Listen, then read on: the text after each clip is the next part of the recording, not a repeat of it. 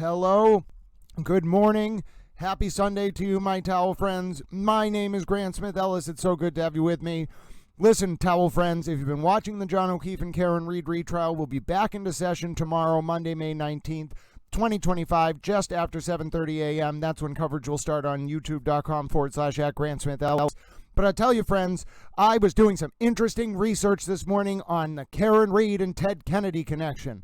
Yes, ladies and gentlemen, I started watching a 30-minute documentary on Ted Kennedy's potential cover-up of the death of Mary Jo Kopechne in Chappaquiddick in Massachusetts, down on one of the islands.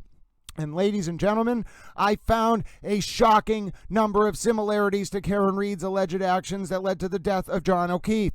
Yes, ladies and gentlemen, 2 crimes committed roughly between 12 a.m. and 1 a.m. in the morning. Yes, ladies and gentlemen, 2 alleged perpetrators who were both allegedly drunk, Karen Read and Ted Kennedy. Yes, ladies and gentlemen, 2 victims who got lost in the larger political power dynamics, John O'Keefe, the alleged victim in the Karen Read case, and Mary Jo Kopechne, the victim in the Ted Kennedy case. And yes, ladies and gentlemen, 2 high-ranking, powerful political players, whether we want to admit it or not, although Karen Read probably has less power and influence than Ted Kennedy, who use those network of overlapping socio-political circles of the most nefarious orders to attempt to get away with their crimes, in my opinion. And ladies and gentlemen, this is a unique, avant-garde Towel Films production. What you will notice is I took this 30-minute documentary and I turned it into a metaphysical commentary on the existing evidence in the Karen Read and John O'Keefe trial and retrial. And what you will see, ladies and gentlemen, the total product is over 2 hours and 25 minutes or so, probably longer with this intro. And ladies and gentlemen, around 4 a.m. this morning I began the project. It's now close to afternoon. I spent over 8 hours putting this together. I hope you enjoy it. What you will see, ladies and gentlemen, is as I mentioned, it's an avant-garde metaphysical commentary. I used the 30-minute original source documentary, which you can find on WB TV Pro, just uploaded on May 12, 2025. Ladies and gentlemen, I use that as a metaphysical commentary on the evidence and the various testimony and clips from the Karen Read and John O'Keefe trial, including Karen's own words. And ladies and gentlemen, not only do I use the documentary's commentary, the people who are interviewed in the documentary, as a simultaneous commentary on the Read trial and the Kennedy cover-up. I also believe Read attempted to cover up her alleged actions that led to the death of John O'Keefe. But I then use the actual source clips of Ted Kennedy and otherwise to provide metaphysical commentary on Karen Read and other sections of the evidence in the John O'Keefe and Karen Read trial. It's a very interesting way to watch the presentation of the evidence. I hope you find this interesting. It's a very unique way to use source material in a transformative way to analyze other material, and the multiple layers and the connection between Ted Kennedy's alleged cover-up of the Chappaquiddick incident and Karen Read's attempt to cover up her crimes as it relates to the death of John O'Keefe are striking, ladies and gentlemen. Take a look. Alcohol involved in both incidents, a car, a crash, 12 a.m. to 1 a.m. in the morning, and then hours of attempted or weird behavior by both Ted Kennedy and Karen Read, respectively, that lead one to one inescapable conclusion. Both Ted Kennedy and Karen Read, in their own ways, attempted to avoid taking responsibility for their crimes. And I, Grant Smith Ellis, who thinks he's a towel, am going to show you why I believe that to be the case over the following 2.5 hours. Join us. Join me, join the Towel Friends, youtube.com/Grant Smith Ellis. Get exclusive Karen Cam views of the trial each and every single day. As I mentioned, tomorrow, Monday, May 19, 2025, I'll be with you, 7:30 a.m. Eastern. Looking forward to seeing you then, and enjoy this unique Towel Films production. God bless and happy Sunday. I have requested this opportunity to talk to the people of Massachusetts about the tragedy which happened last Friday evening. Little over 1 mile away, the car that I was driving on an unlit road went off a narrow bridge which had no guardrails and was built on a left angle to the road. The car overturned in a deep pond and immediately filled with water. I didn't think I hit him, but could I have clipped him? Could I have tapped him in the knee and incapacitated him? He didn't look mortally wounded as far as I could see, but could I have done something something that knocked him out, and in drunkenness and in the cold didn't come to again. And this was the moment you were dropping him off at the party. Yeah, would have had to. There's a lot of like scandal, even just in the official version. The only one of the four brothers left alive went into court today and pleaded guilty to leaving the scene of an accident where a young woman drowned. John looked like a buffalo on the prairie. It was just a lawn and a heat that it wasn't a bush or a hydrant or a dog. It was a weird shaped lump at that time in those elements. And I was looking to find him on the side of the road. I was expecting I'd find him. I was looking to find him on the side of the road. I was expecting I'd find him. There is the unanswered question of what was really going on that night.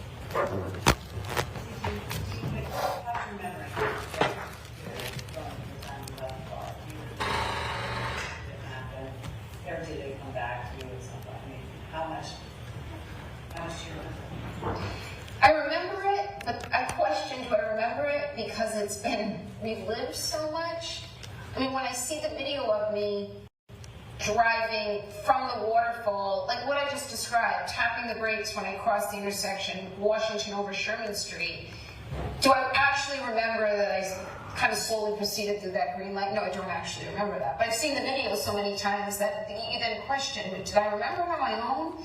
Or was my memory jogged? But I also wondered, did I say could I have hit him?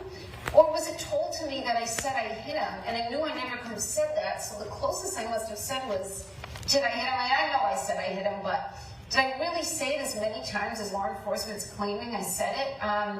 It's sort of remarkable that there's so much factual information that has just never come to light.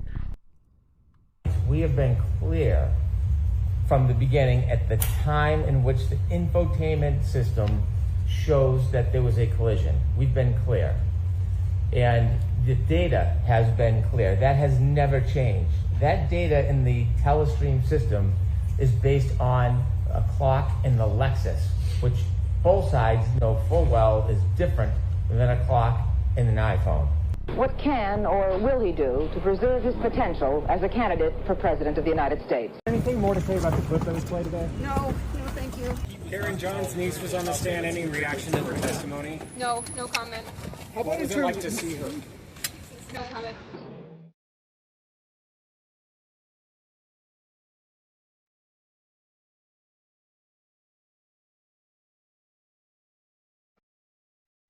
My name is Michael McCormick. I'm a retired sheriff for the county of Dukes County, which includes Martha's Vineyard and the Elizabeth Islands and Chappaquiddick. My connection to the incident is through my uncle, Christopher Huck Look, who at the time of the incident was a deputy sheriff and was directly involved in that. I later worked for him when he became sheriff, and it was always part of his life, and I've had many conversations with him regarding the incident, his part in the incident, and how he chose to remain silent about the incident. He was offered large sums of money to either write a book or tell his story, and he chose to remain silent. I grew up on Martha's Vineyard. There was an off-duty law enforcement officer on Chappaquiddick that night named Christopher Look. Christopher Look is my father's uncle. So the reason that Ted Kennedy was on the island at the time in July was there was a regatta being held by the Egerton Yacht Club. So when John got out of the car at Brian Albert's house, he took my full vodka soda, which is sitting in the cup holder. I gave an interview with ABC with Matt Gutman. I think this was whom I gave the interview to, and I said, he asked, why was I saying, could I hit him, did I hit him? And I said, yeah, my first thought was, I've been out late, I've been drinking, and he's in the general vicinity of where I last saw him. I mean, they talk about the left side of the property and the right as if it's, you know, Hammersmith Farms. It's a postage stamp. It's 50 feet. So he's in the front yard to the left of the front door, and no one's coming out of the house. Jen's telling me nobody's seen him. So I'm thinking, Jesus, was I starting to pull away and I ran over his foot? Like, he's roughly where I left him. So yeah, when I found him, I was thinking, did I like clip him somehow? And my uncle Huck Look was a deputy sheriff at the time and had a detail at the yacht club, making sure that everybody behaved themselves. Senator Kennedy left the party supposedly with a female staff member who was working on Robert Kennedy's campaign. They left in Kennedy's Oldsmobile. All right, towel friends, if you'd like your afternoon Karen Reed mid-trial update, what we have going on is Kerry Roberts took the stand, did amazing. Alan Jackson completely fell apart on cross, and then Kerry made Alan Jackson look like an absolute fool regarding Karen Reed asking Jen McCabe to make a Google search at 6:23 and 6:24 a.m. on January 29, 2022. Now, after lunch at 1:30 p.m. Eastern, we will come back to John's mom, Peggy O'Keefe, Margaret Peggy O'Keefe, taking the stand for the first time. But if you missed it, we just heard for the first time ever a recording of Karen Reed doing an interview with Gretchen Voss, where Karen confirmed, even though it is not on Ring video from John's house, because Karen potentially deleted those Ring videos, we hear Karen admitting orally that she picked pieces out of her broken taillight, which was broken in the early morning of January 29th, obviously from when Karen is alleged to have struck John O'Keefe with her Lexus while drunk driving with a BAC between .13 and .29 at 12:32 a.m. precisely earlier that morning. That was huge. Let's listen to the clip.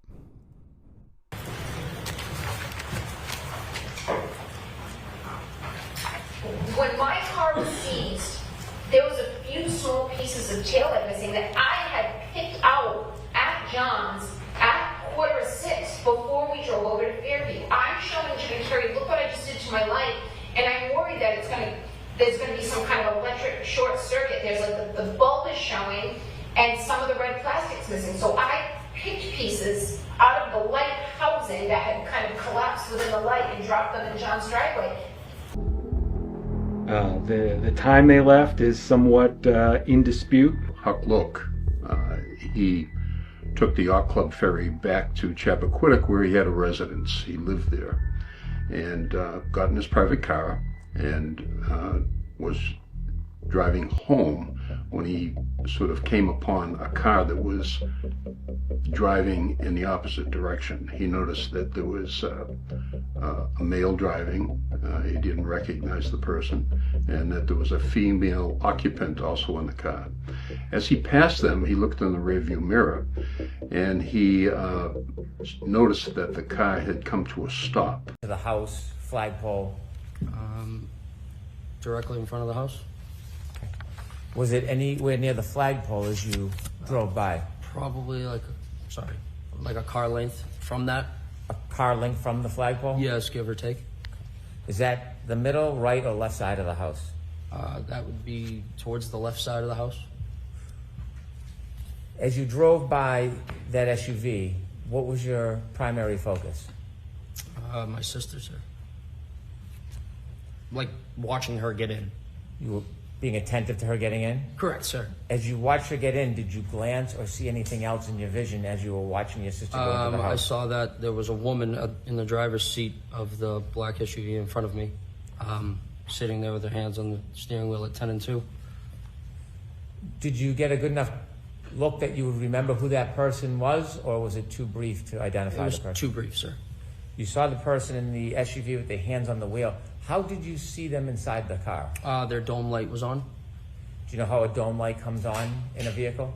Yes, sir. Either you press it yourself or if there's a door open. When you had the glance or the glimpse of the woman in that SUV holding the wheel, you said 10 and 2? Correct, sir. Could you describe for us what that means? Just like a clock, just the hands on the clock, like 10 and 2.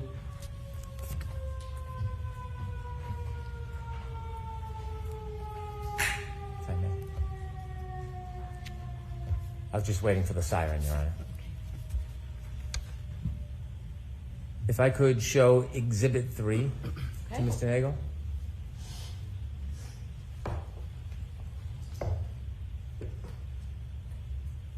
Sir, do you recognize that address? Yes, sir.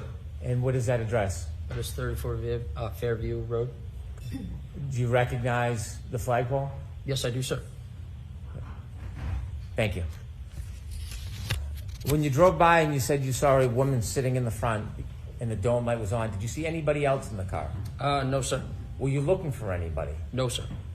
Could there have been somebody else in the vehicle at that time? It could have been, yes. Could there have been someone standing outside the door? Yes, it could have been. When you saw the person, were you studying the person? No. How long of a time did you have to take a glimpse of that person? 5-10 seconds, maybe. Okay. Now, I want to ask you some questions about the entire time you were parked at the foot of the driveway until the point that you left Fairview. From when you first stopped at the driveway at Fairview until the point that you left and were no longer in front of that property, did you ever see any person get out of that SUV that was in front of you? No, I did not, sir.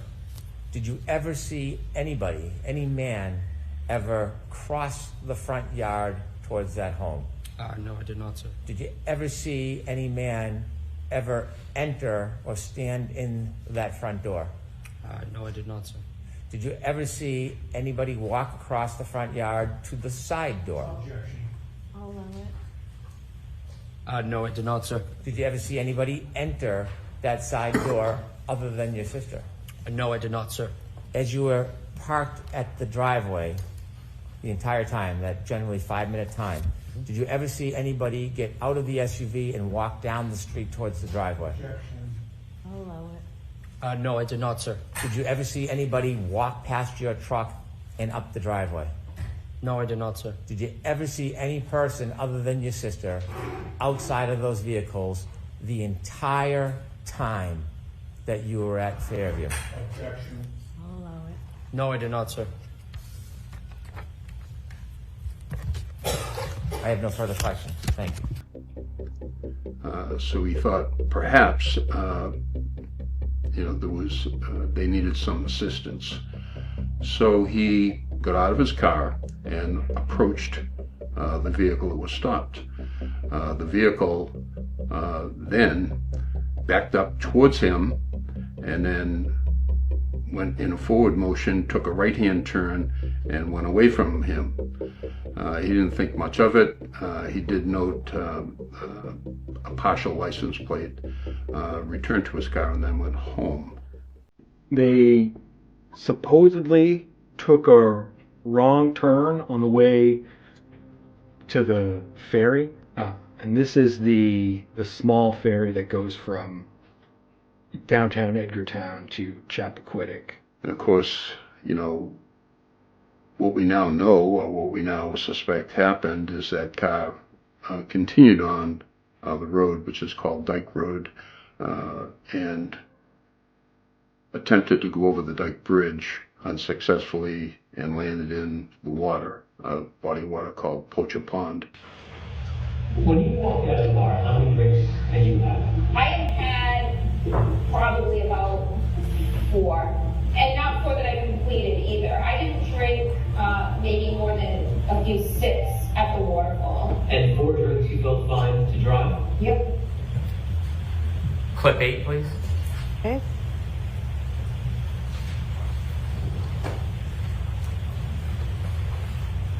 And is the level of intoxication pretty high here for everybody? It's happy. Yeah. It's you'd had a lot to drink, right? I wouldn't say I have like a normal amount. Let's say like a vodka tonic every 40 minutes. Okay. And so are you feeling like buzzed? And I'm not judging, I'm just trying Clip 9, please.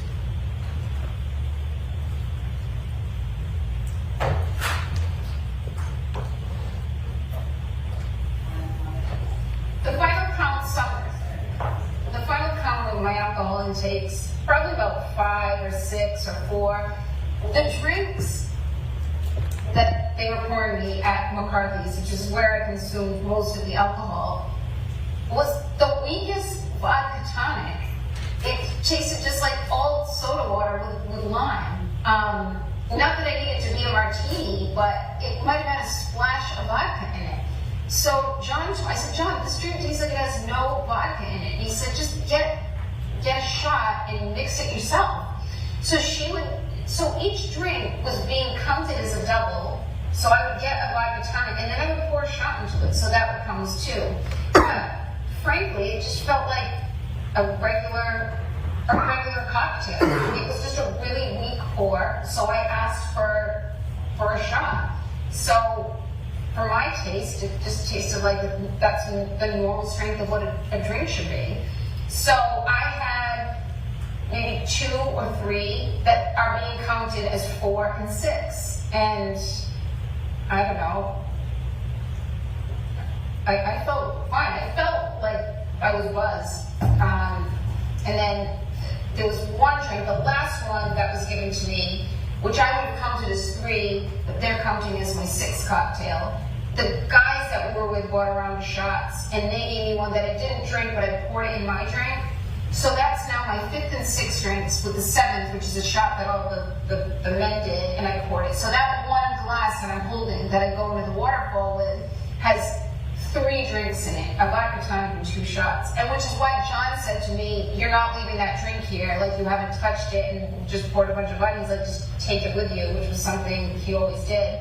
So then I go into waterfall, and I put that drink down and I would socialize most of the time. So that would have been my 5th, 6th, and 7th drinks. Then John orders me a drink at the waterfall that I don't drink, that he takes with him. And then there was a round of shots that Chris Howard bought that I did take. So that would have been the night. But I did not consume 9 vodka martinis or take 9 shots, depending on how you count it. And the last 2 drinks, I didn't touch. At that point, according to the senator, he managed to get out of the car as it was filling with water. He made a couple of attempts to dive down and free the passenger, but was unable to do that. The stories get a little blurred at this point. And I'm not as clear as I would be if I hadn't been drinking. I mean, I had drank, so, and that led me to question, like, could I have hit him? Did I run over his foot or hit him in the knee? Did I incapacitate him? I mean, I always drive with my music blasting ever since I was 16. And I know when John got out of the car to go into Fairview, I know my car was blasting because when I got in it the next morning to go look for him, I had to immediately turn it down. And I don't know, it's stormy. I have had a few cocktails. I didn't black out, but I wasn't as lucid as I would have been if I had gone to bed at 9 and drank a tea. But so I was fuzzier than I would have been if I had had no alcohol. I think the Kennedy family maintains that Kennedy walked back to the house where the party was, found 2 of his friends, and the 3 of them went back to the car to make a further rescue attempt. How did you feel after that many drinks? When you got in the car, did you feel like you could drive? And did you feel how I wouldn't have gotten on the expressway. I wouldn't have gotten on the expressway at 12:15 on January 29th. I mean, it was quiet. The roads were very quiet. You can see it on the videos. And I was going, you know, when I've had a few drinks and I drive, I always drive extra slow. So I know my alerts aren't as sharp as they should be. but I shouldn't have been driving.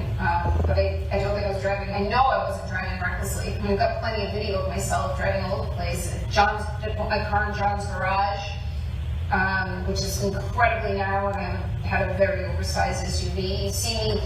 There's a video of me driving through the intersection when we leave Waterfall to go to Brian Albert's, and I was always taught by my father, even when you have a green light, you always should tap the brake. You don't know who's going to run red.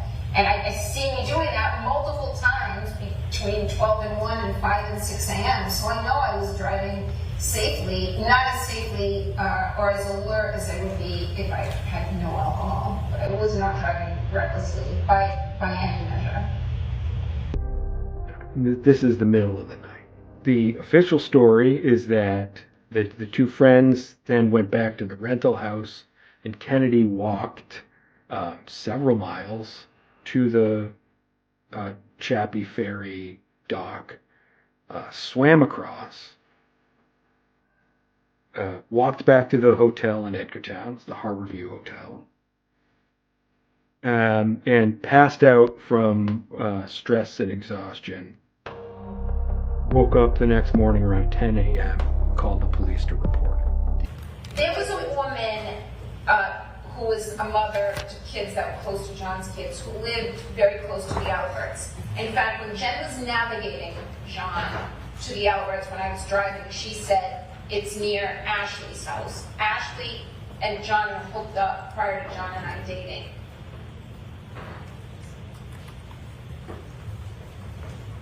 The medical examiner, I believe, said that the cause of death was by drowning. However, John Farrar, the rescue person who went down and retrieved the body, said that the position of her body was that she had both hands clasping the seat and her head upturned towards the roof, or towards the bottom of the car, where supposedly, according to John Farrar, there was probably an air pocket there. And she was sort of grasping while trying to breathe. And his opinion was she didn't drown, she actually suffocated. The medical examiner, Dr. Nevin, was unavailable, so the assistant medical examiner, Dr. Mills, determined that she did drown, however didn't perform an autopsy. The autopsy was, he discussed this with the district attorney whether or not there should be an autopsy, and together they decided no. So there was no autopsy done. After your autopsy and observations of Mr. O'Keefe's body, inevitably did you come to a conclusion about the manner and cause of Mr. O'Keefe's death?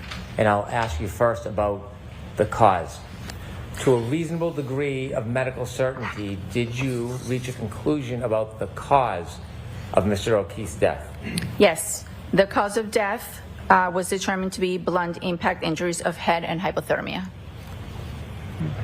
A bruise on the knee, is that consistent with a sideswipe impact? Could be. Look, one of the things that you need to understand about Martha's Vineyard at that time is that it was very, very undeveloped. So on Chappaquiddick, it was even more remote. You know, the houses are few and far between. The roads are narrow and dirt. There are absolutely no street lights or anything like that. And the bridge that they went off is if you're picturing a bridge, you're not getting it right at all. It was like wooden planks. I don't think it had guardrails, and it sort of goes up to a peak and then down rather than a sort of gentle slope. I don't think it was very difficult to drive off that bridge. Like, I think it was it was a situation with the roads and the lighting and the bridge that people today would say, oh, well, this is unbelievably dangerous. Like, how do people live like this? There's any window here that you guys have really been going at it. This was sort of had like a last date element to it. Was that going on? That was not going on. John made it clear to me, I'm never breaking up with you. You know, not never that we're in this good or bad, but you're the best person I've ever.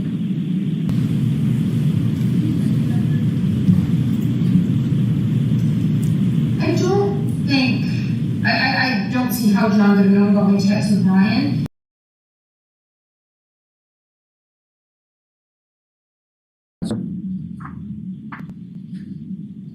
I'm in the blue bubbles again. You really think that? I have always thought that about you. Defendant responded, what? I responded that you're hot, smart, witty, but I didn't think you were interested. Defendant responded, witty?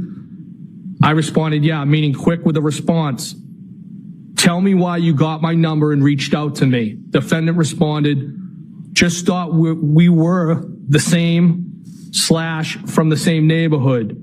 I responded, are you afraid to say what's on your mind? What's in your mind? And then I said, on. Defendant responded, no, didn't I? No, didn't I? Question mark. And sir, if I could turn your attention, to the next page 31 and ask you to read from that. I'm glad I'm in the blue bubble again. I'm glad I stopped by. I should have come earlier. Do you really live in Mansfield? Defendant responded, yeah. I was basically begging you. I responded, you don't have to beg me. I meant to say beg. Defendant responded, huh? I said, I will give you what you want. How are you texting right now? And I said, leaving me hanging. Defendant responded, no. I typed kids and then kinda. Defendant responded, how am I texting? And I began to say, is everyone asleep? As far as the communication from the defendant indicating, yeah, I was basically begging you, what did you take that to mean? That she wanted me to come over? And if I could turn your attention to the next page 32. If I could ask you to read from that page as well. So it starts off with the defendant saying, I just wide awake on my phone. Yes, they are. I said, I should have stayed, LOL. So now what? Question mark. Defendant said, yes, you should have. I responded, that would have been distracting. So now what? So no, what? And then I said, now. Defendant said, now what? Question mark. I responded, balls in your court. Defendant said, what do you want? I responded, loaded question. What do you want? Question mark. Defendant responded, I asked you, exclamation point. I in turn said, nope, you initiated this.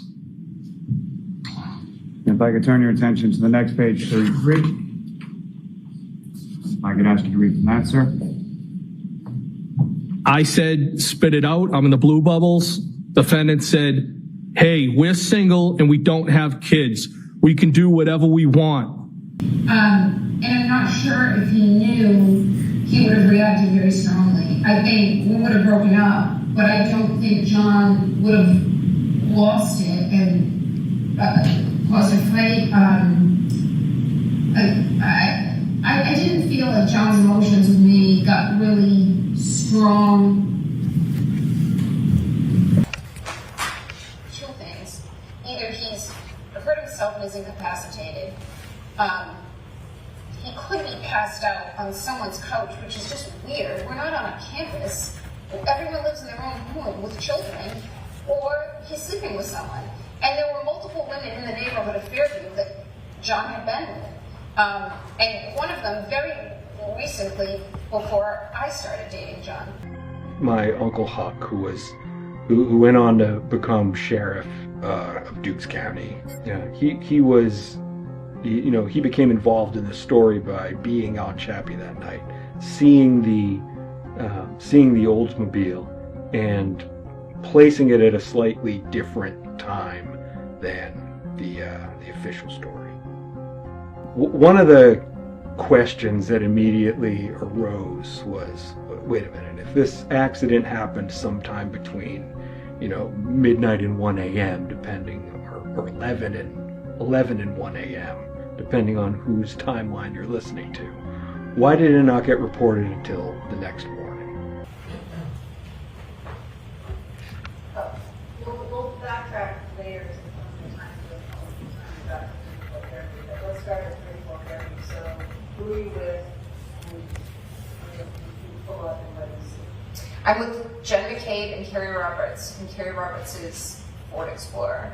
And I'm in the back, leaning over the front two seats. Carrie's driving and Jen's in the passenger seat.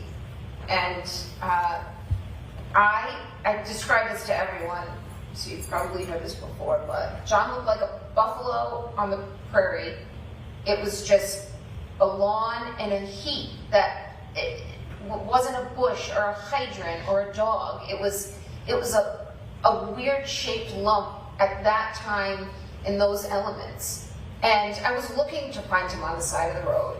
I was expecting I'd find him. And the fear of what I was going to see is the worst feeling I've ever experienced. The anticipation of what is awaiting me was as extreme a feeling, I wouldn't say, it was as extreme a feeling as the grief of realizing what happened to him.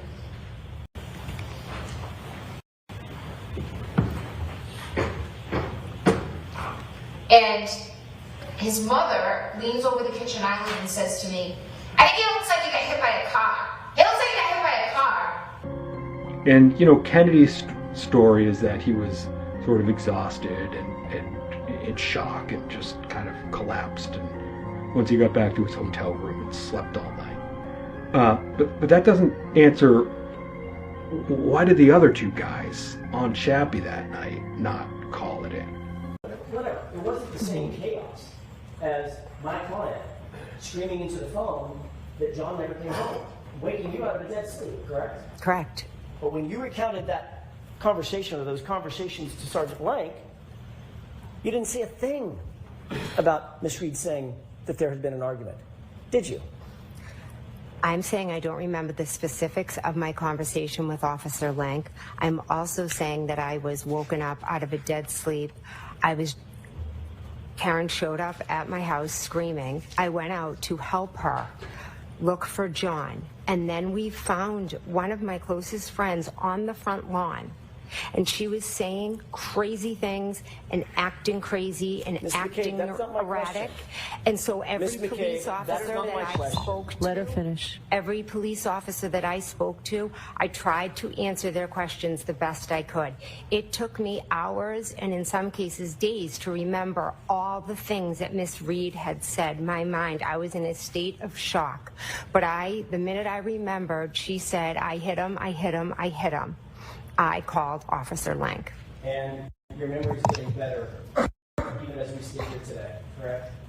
There are certain things I will never forget, Mr. Jackson. He gave me his name, his date of birth.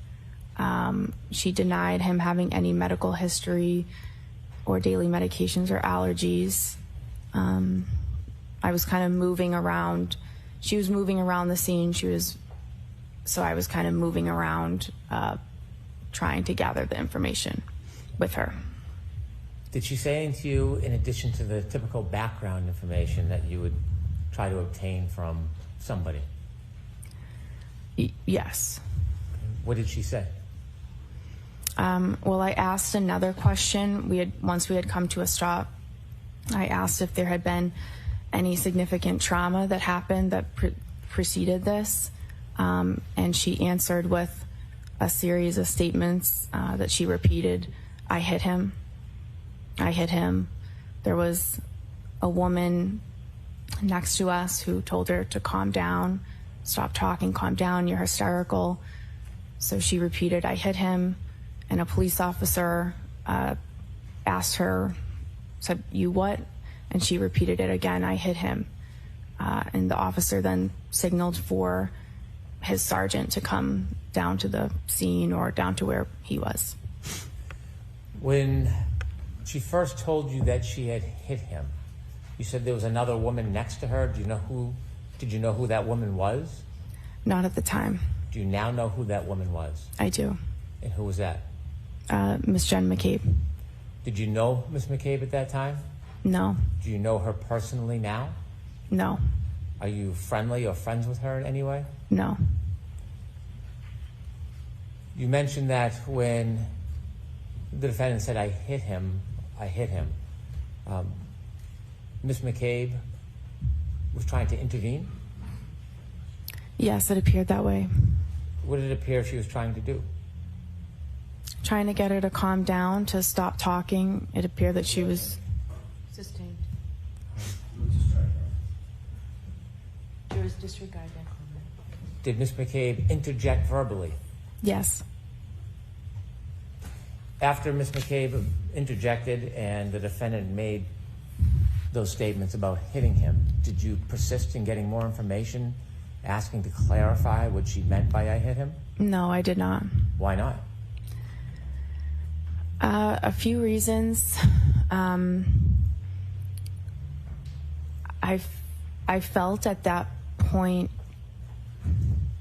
given the situation and how disturbing, and it was a very emotional situation, the woman was very upset. I didn't feel comfortable pushing and asking for more. I just didn't think that it was the right time for that, and it was also really not my place at that point, and I feel like that was something that the police that's more their role. Asking follow-up questions about what she meant by I hit him, would that have helped your diagnosis and treatment of the man in any way? It could have. But you made the decision to stop asking her questions? I did. Did you ask her any more questions after she said I hit him? I decided not to.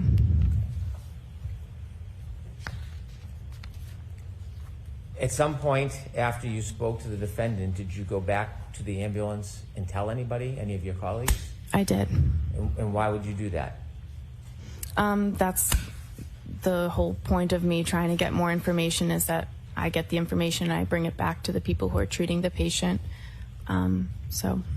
Did you go back to the ambulance and repeat that information to your colleagues? I did. My conduct and conversations during the next several hours, to the extent that I can remember them, make no sense to me at all. Absolutely more than Jen McCabe.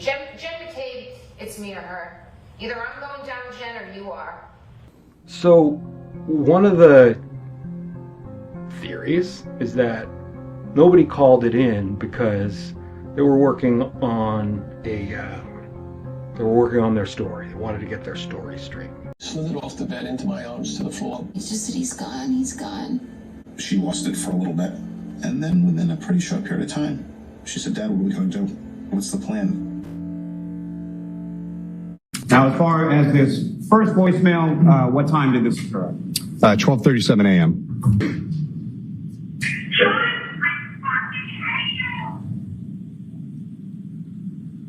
My understanding is that there were a few phone calls that they can kind of prove went from the rental house to various places, the Kennedy compound in Hyannisport in particular. The requested records of Mr. Reed. I'll hear you, Mr. Brennan.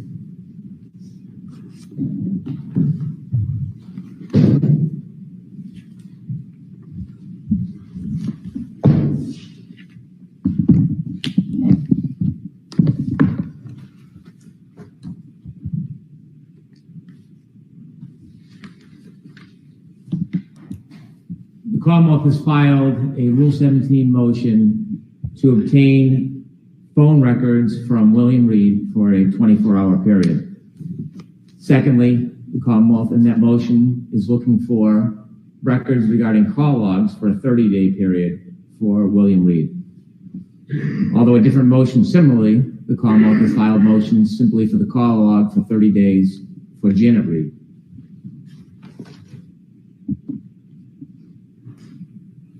Commonwealth has a burden with two of these charges, one being second-degree murder, to show the element of knowledge. It is the government's burden to show that Miss Reed knew she struck John O'Keefe. Second-degree murder, as the court is aware, is a person committing an intentional act with a strong, plain likelihood of death. In a second-degree murder charge, there are a number of different theories that a Commonwealth can progress. It could be an intention to hit somebody, or it could be that somebody intentionally drove, struck somebody, left them behind, and didn't render aid knowing that there's a strong potential likelihood of death. When Miss Reed knew that she struck John O'Keefe is a critical issue in this case. Simply because the government has significant evidence outside of phone records to support and to convince that Miss Reed knew she hit John O'Keefe when she did, the government's entitled to the full value of their proof. The records for 30 days, to begin with that aspect of William Reed's records. Miss Reed calls her father and her mother a little after 1 o'clock on the night she struck and killed John O'Keefe. She called both of them, and those calls were unanswered, according to the phone records. The inference that a 40-something-year-old woman is calling her parents at 1:30 in the morning after this tumultuous event, the inference is strong evidence that Miss Reed knew she had done something terrible. She knew she had struck John O'Keefe, and she knew that she had left him behind.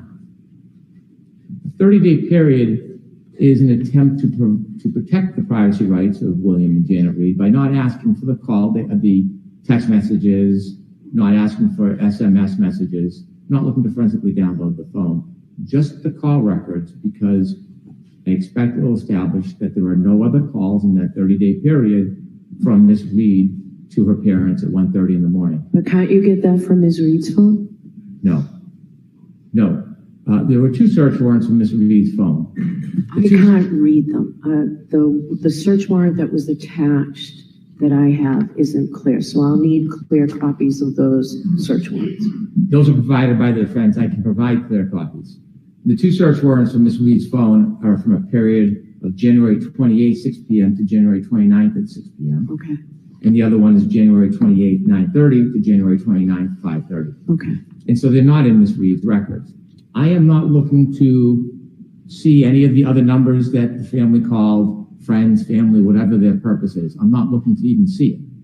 I want to see and demonstrate there's an absence of phone calls between Miss Reed and her parents for 30 days prior to when she drove into John O'Keefe.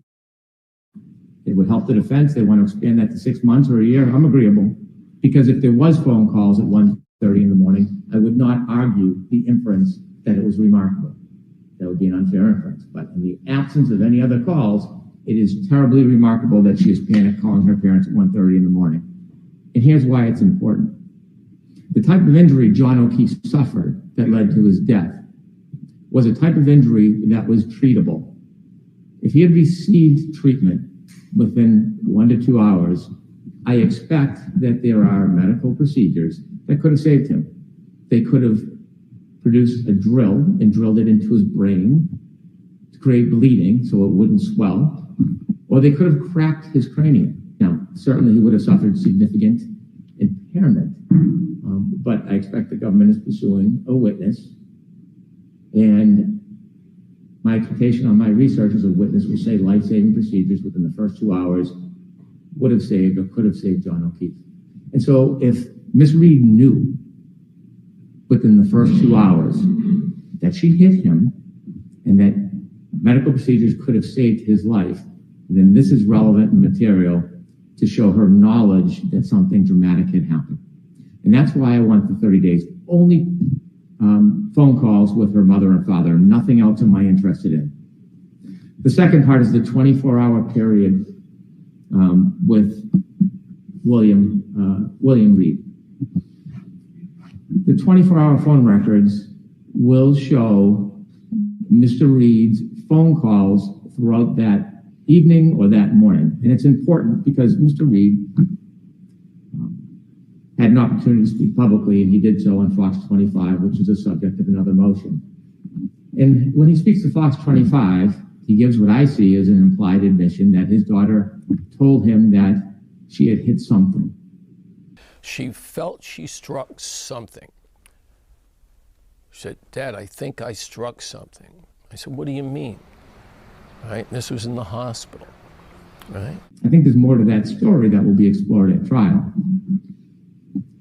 The time of the phone calls to Miss Reed are important. They're reflected in her phone records in the morning that she speaks to her father while she's still in the back of a police car before she's brought to the hospital. In that discussion with Fox 25, the quote is, "In your first discussions," my motion leaves off the S in discussion, but it's in the first discussions, what did she tell you? Mr. Reed asserts that she tells him about this implied confession at the hospital, which is after the actual first conversation. And so it'll be important to be able to confront Mr. Reed, if necessary, with his own phone records. He can denounce or deny his daughter's phone records. He doesn't have to accept them as true. Also, in that first 24-hour period, it is important for the government to establish that Mr. Reed and only Mr. Reed controlled the phone. In the absence of a stipulation, this is a proof that may be necessary at trial if Mr. Reed takes the position that other people had access to his phone. That first conversation where she admits that she struck something, i.e. Mr. O'Keefe, is critical to the government's case. And so we cannot rely just on Ms. Reed's phone for a couple of reasons. Number one, phone records often show different communications. Sometimes calls or hang-ups don't register on a phone, and so they could be different. Secondly, I've learned that Ms. Reed's phone was sent to a taint team, and the Commonwealth does not and should not know what, if anything, was redacted from Ms. Reed's records. The idea of sending it to a taint team, I surmise, is that something was viewed that determined that it should go to a taint team, or perhaps the defense raised the issue. I don't have the benefit of the history. But what I do know is we cannot say that the records from Ms. Reed are a full accounting for her records, and so that Mr. Reed's records stand separately from Ms. Reed's records. Those are the two different types of records I am requesting from William Reed. I've been careful to make it limited. I'm not looking to see their physical phone. I'm not looking for a forensic download. After the first day of Mr. Reed's records, all I am looking for is call subscriber information and phone registers. I know the defense point of collateral information. I don't even want to see it. I just want to see if there's communication between Ms. Reed and her parents, so that if we present that inference, it is a sound inference, it is a fair inference, and it is a solid inference. And that's my argument regarding the phone records of Mr. Reed. Between the time of the accident and the time that it was reported. And there was somebody who claims that they saw Ted Kennedy in Hyannis, in the wee hours of that morning, prior to 10 a.m. when he called it in. I didn't even catch it the first time. Did you all hear what he just said? The best laid plans of mice and men, folks. The best laid plans of mice and men. What he realized is that all of that data was unreadable. And so initially he thought that the data was not fully downloaded or compiled. He checked and he believed that gigabits were gigabytes and that there was a discrepancy. And the reason he thought this is because there was very obvious information missing from that procedure. Navigation information, phones that were plugged into the radio, travel logs, information that is going to be extraordinarily inculpatory or exculpatory in this case. And so after he realized his oversight, he filed a supplemental report. And what we learned is not only was the chips that were taken from the telematics and infotainment systems and downloaded were read with the wrong reader, so that why the information was not available. Also, in the infotainment system, there were actually 3 boards, not 1. Only 1 was taken out. So there is a plethora of information on these chips. Wait a minute, I didn't even catch it the first time. Did you all hear what he just said? Hank Brennan said that it wasn't just that only 1 of the 3 chips was read. The reads expert used the wrong software or the wrong chip reader, which is hardware. Oh my God. Oh my God. Oh my God. Murder by Maestro. You were right to be yelling from the rooftops about this, my friend. I will tell you right now, you nailed it right on the money. could not be any more prescient. Nailed it. Nailed it. Nailed it. Absolutely 100% nailed it. There is a lot there, folks, and we haven't even heard the disclosures about what this detail is going to contain. I have my prescient forecast based on my extrapolation of all of the evidence in this case, being one of the few people who has read every single thing on this godforsaken 700-item docket at this point. But I'm telling you, folks, I'm telling you this is huge. I'm telling you now that it's huge, because it wasn't just the chip-off was incomplete and only one of 3 chips was extracted and read. It was that the wrong software was used initially, too. Oh, my God. Oh, my God. It was definitely, I have a strong feeling Karen Reed's expert was like, oh my God, I can't believe Lally's letting me do this. Let me give myself some plausible deniability. Well, Brendan's got all 3 chips now, and the data went from 2.4 gigs to 8 gigs. Oh my word. I'm so glad we watched this. So the question is, well, is that true? Is it possible? How would it have been possible for Kennedy to have been spotted in Hyannis? And one of the theories that has been raised but never proved was, well, there were flights that night. There were secret flights from an airstrip in Katama to Hyannis Port for the purpose of taking Kennedy up to the compound in Hyannis Port, where they had assembled sort of a crisis response.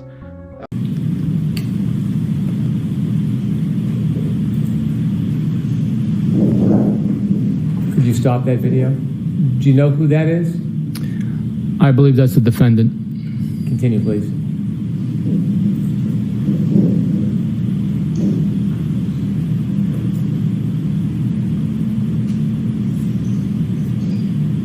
Could you stop that? Do you know who exited the car? I believe that's Mr. Reed. Okay, continue, please.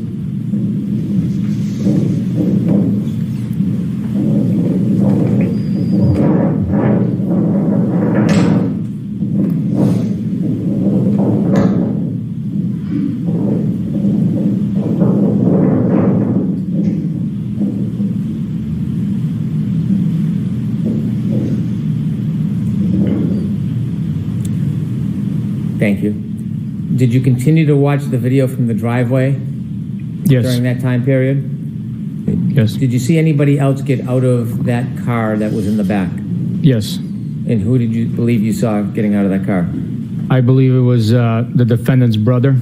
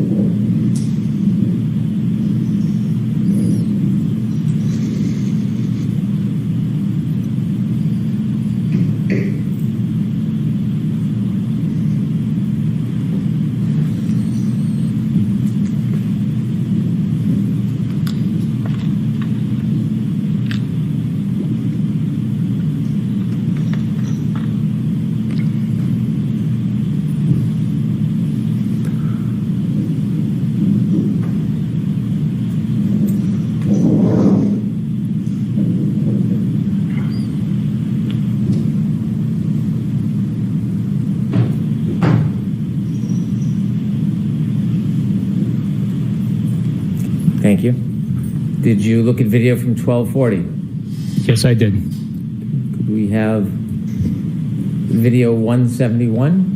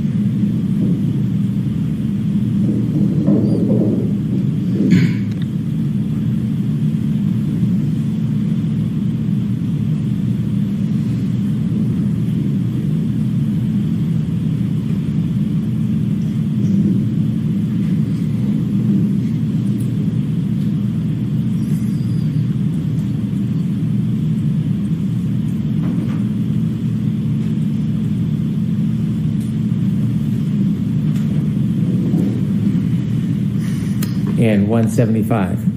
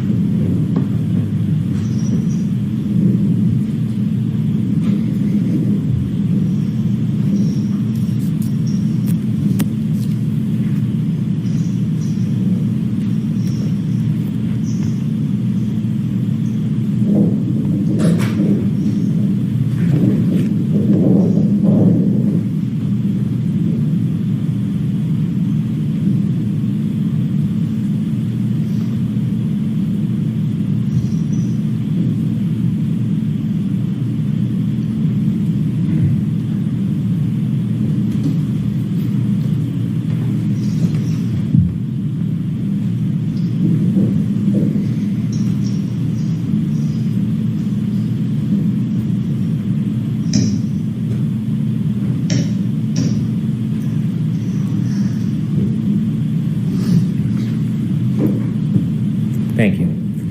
Did you look for further video to see if there was any video for the time around when the Lexus was taken from Meadows that morning? Yes.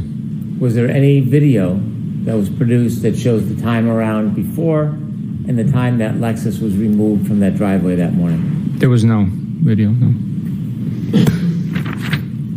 On that, if I could bring you back just one last time to the ring videos from One Meadows Ave, as far as you had testified earlier that there was no video that you observed of the defendant, Ms. McCabe, and Ms. Roberts looking at the passenger side taillight area of the vehicle, correct? That's correct. Was there any video of the defendant, Ms. McCabe, and Ms. Roberts actually leaving from One Meadows Ave on that morning of January 29th? There was not. Now, as far as the videos that were not there, as far as the defendant, Ms. McCabe, Ms. Roberts leaving, the next video depicted Mr. Camerano arriving at the residence to pick up Ms. Correct? Yes, that's correct. And with regard to the missing video of the defendant arriving at One Meadows Ave on January 29th, sometime after midnight, the video immediately preceding that, again, would have been Mr. Camerano arriving and picking up his daughter from One Meadows Avenue sometime around 11:30 p.m., correct? That's correct. And those videos were both present, correct? That's correct. What kind of things would be recorded from the driveway camera? Activity in the driveway, such as a person walking through, bird landing, a vehicle pulling in, individuals, moving around in the driveway, and so forth. The search warrant that was applied for was any and all videos between January 24th and January 30th, correct? For one of the search warrants, that's correct, yes.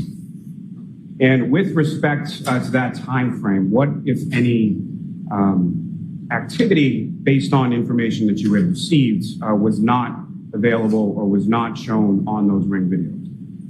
The data returned had video that would have been captured from the defendant arriving home after midnight on the 29th, after she dropped Mr. O'Keefe off at 34 Fairview Road. That video was not present in the data that was returned from Ring. There was, what, if any, other video in addition to that one was not present? There was also video missing from the defendant showing Ms. McCabe and Ms. Roberts the damage to her right rear taillight. And what, if any, follow-up or what, if any, inquiry was then done with regard to Ring as far as those types of videos or deletion, or how those videos could not be present? Correspondence with Ring produced information that... Sustain. Let me ask just first, was there follow-up with Ring in regard to those videos? Yes, there was. And was there ever anything produced with regard to those videos or those time frames from Ring? No, there was not. If I could turn your attention over to your time in Dayton, just in reference team to work on basically saving his political career.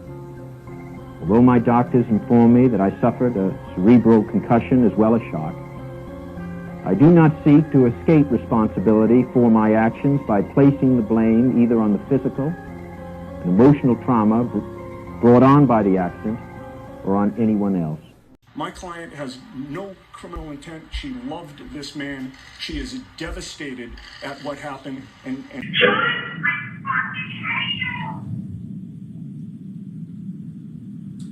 like us all to go in and tell her.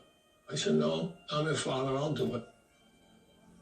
She was on the edge of the bed, and when I told her, I held her, and she slithered off the bed into my arms to the floor. He just said, he's gone, he's gone. She lost it for a little bit. And then within a pretty short period of time, she said, Dad, what are we going to do? What's the plan? She doesn't get lost in the loss. She finds a way out of it. She was calm, stoic. She was sitting on the couch with a pillow on her lap, a laptop to her left. She was, I guess, maybe poised when she was answering our questions. When you finished your conversation with the defendant, had anybody in that home ever mentioned the idea of whether or not John O'Keefe went into 34 Fairview that night? No. When you went outside to get in your truck and follow the tow truck back to Canton, did you have any information whatsoever that there was any animus, or animosity between Brian Higgins and John O'Keefe? No. After speaking to witnesses and the defendant at that point when you got back into your truck to go to Canton, did you have any information that there was any animosity between Brian Albert and John O'Keefe? No.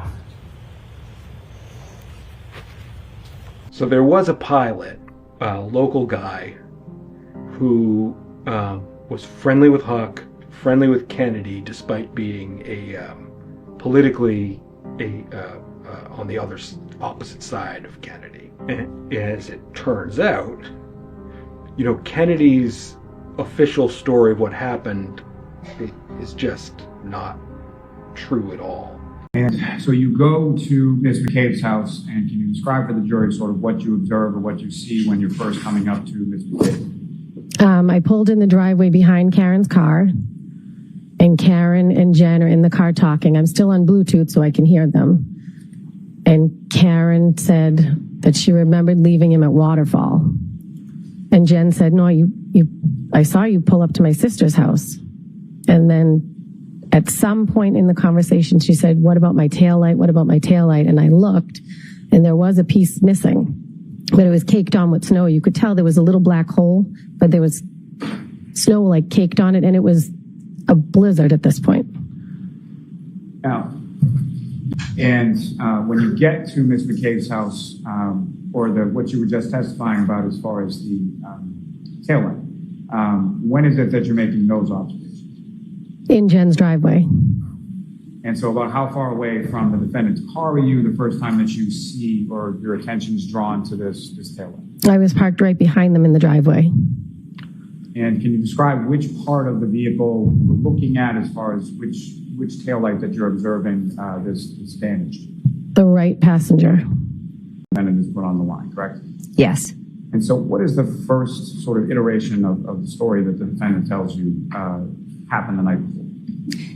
That they got into a fight, she left him at the waterfall, and he never came home. And at some point later, you confront her with that you saw the vehicle out front of the house, correct? Correct. And so then what is the defendant's story changed at that point? That they went there, and it changed multiple times. I'm not sure exactly. She said, at one point, oh my God, I don't even remember going there. She was telling other people that he was dead, that a plow hit him. The story changed multiple times that morning.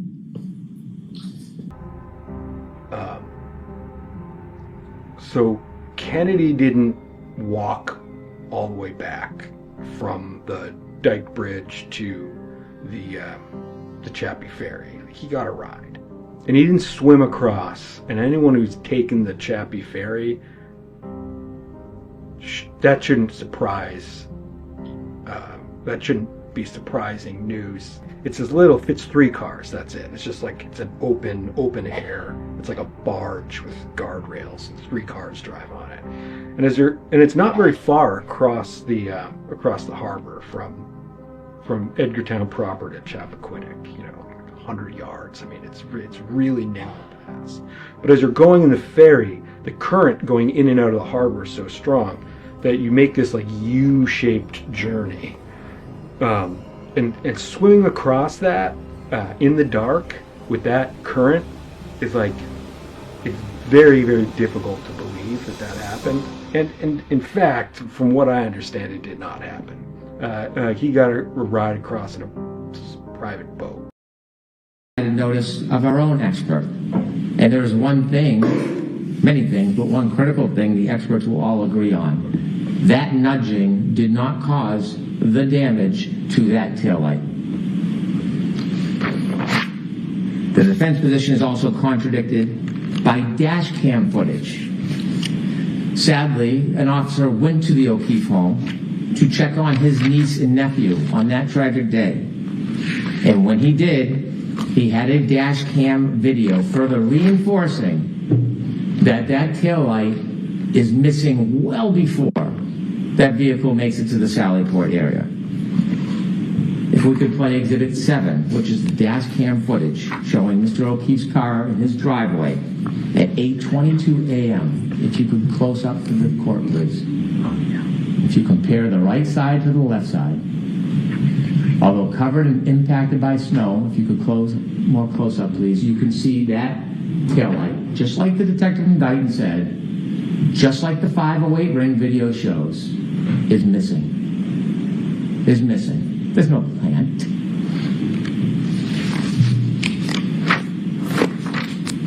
The defense's position is also contradicted by the Alarm.com video that we received pursuant to Rule 17. There are 2 videos, 8 and 9. If we could play Exhibit 8, please.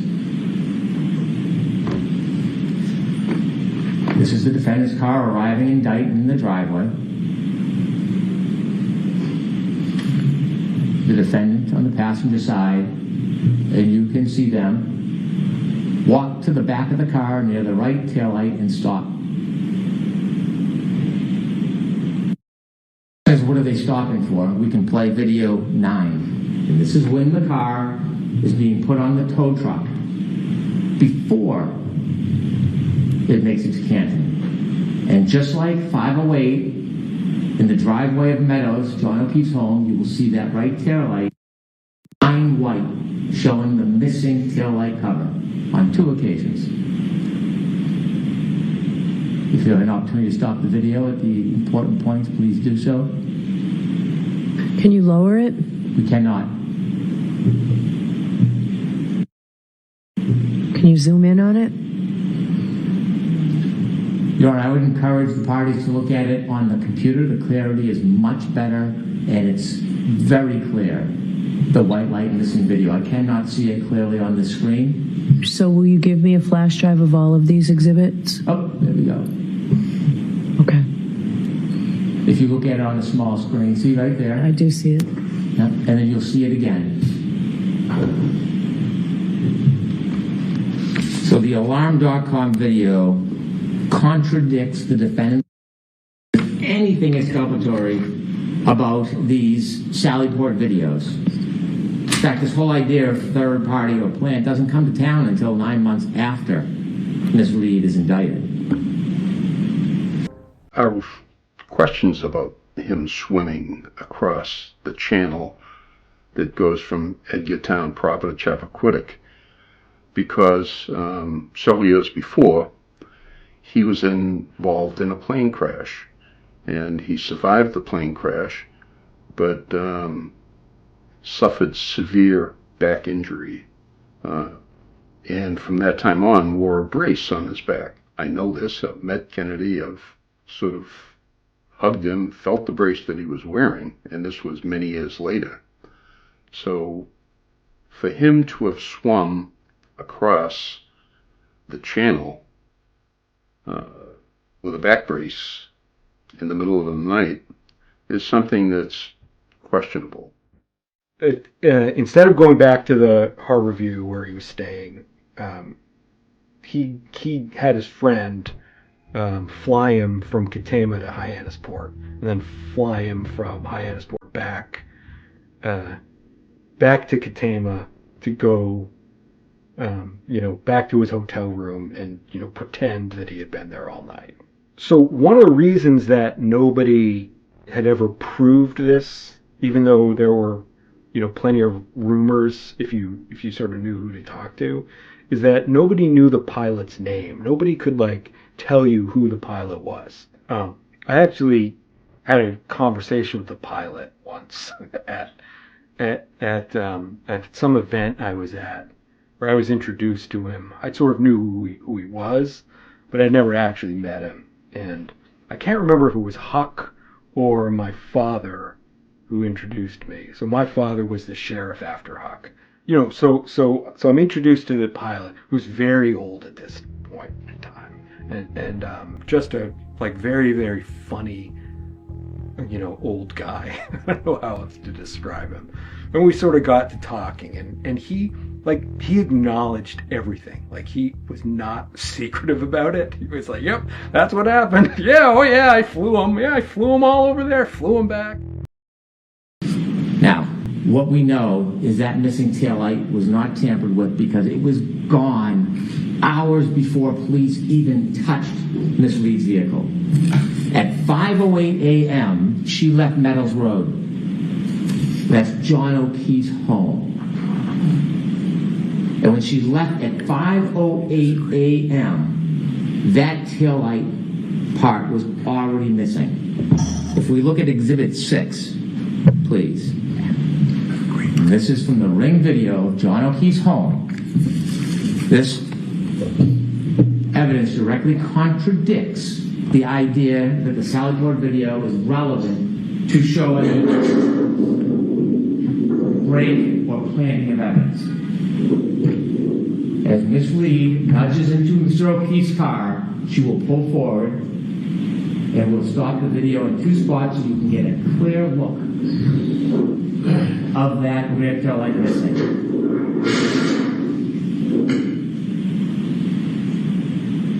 Forward, please. Thank you. And then ahead one more. You can see the white light shine. Stop.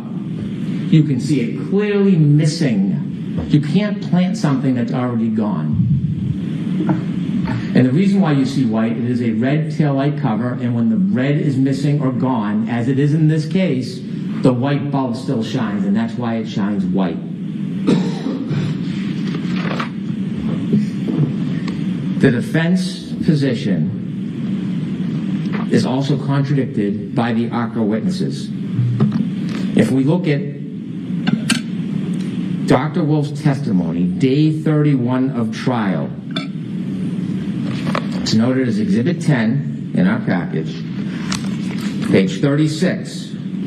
ADA Lally asks the good doctor, "Now, doctor, in the course of your analysis or review of materials here, were you ever provided with a video of the defendant backing out a garage and making contact with Mr. O'Keefe's vehicle in his driveway at about 5:07 in the morning on January 29th? He says, "I'm not aware of that." And then if we move to page 124, line 1. Now, line 2. Now, as far as you're aware from the review and your testing and everything that you did in this case, if a collision occurred at a lower speed, say 1, 2, anywhere from 0 to 5 miles an hour, would that create the damage to the taillight that you observed in this particular case? And Dr. Wolf says, at that speed, no. We provided notice of our own expert. And there's one thing, many things, but one critical thing the experts will all agree on. That nudging did not cause the damage to that taillight. The defense position is also contradicted by dash cam footage. Sadly, an officer went to the O'Keefe home to check on his niece and nephew on that tragic day. And when he did, he had a dash cam video further reinforcing that that taillight is missing well before that vehicle makes it to the Sallyport area.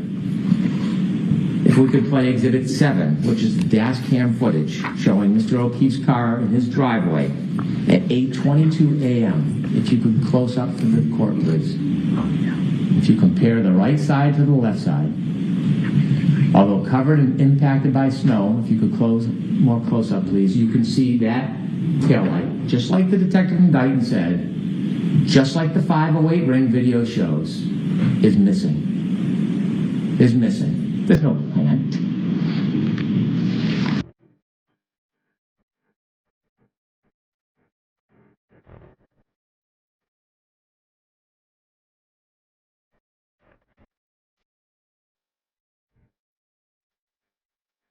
When I had read some of the books that were written about this, and you see these authors running into these dead ends, they're talking about how, we had heard all these stories, but we couldn't verify anything. And I was like, it's like an open secret in some circles. We have been clear from the beginning at the time in which the infotainment system shows that there was a collision. We've been clear. And the data has been clear. That has never changed. That data in the telestream system is based on a clock in the Lexus, which both sides know full well is different than a clock in an iPhone. One of the things that you'll never find out is if there were any details about the actual accident, which don't match up with the official story.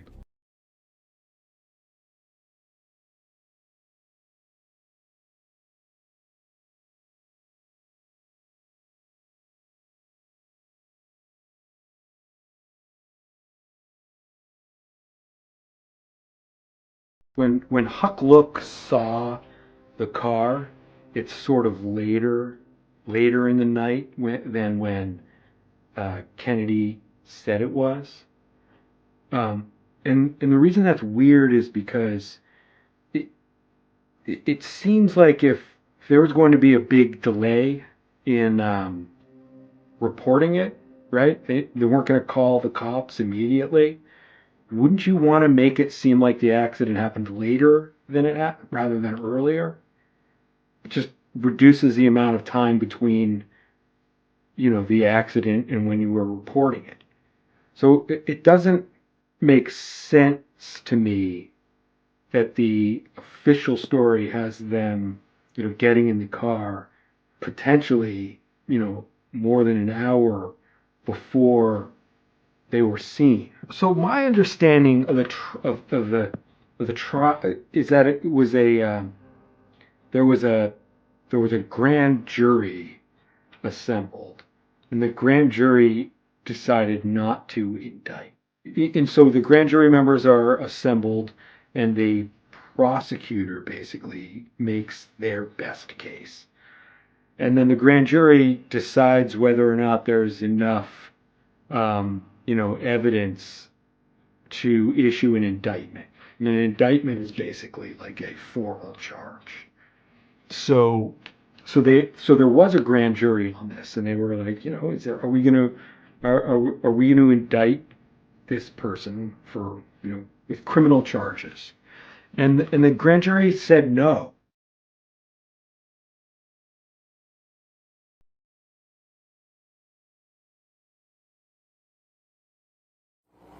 Senator Kennedy came out of the courthouse looking even more strained than when he went in. I have made my plea. The minutes after he drove off, the network. Police Chief Dominic Arena held a news Make conference. a report to the people of Massachusetts. Thank you very much. Karen John's niece was on the stand. Any reaction to her testimony? No comment. How about was it like to see her? No comment. We've heard a lot of talk about Slow, Brad. Slow. And there was an issue that came up prior, correct? Are you feeling better, Karen?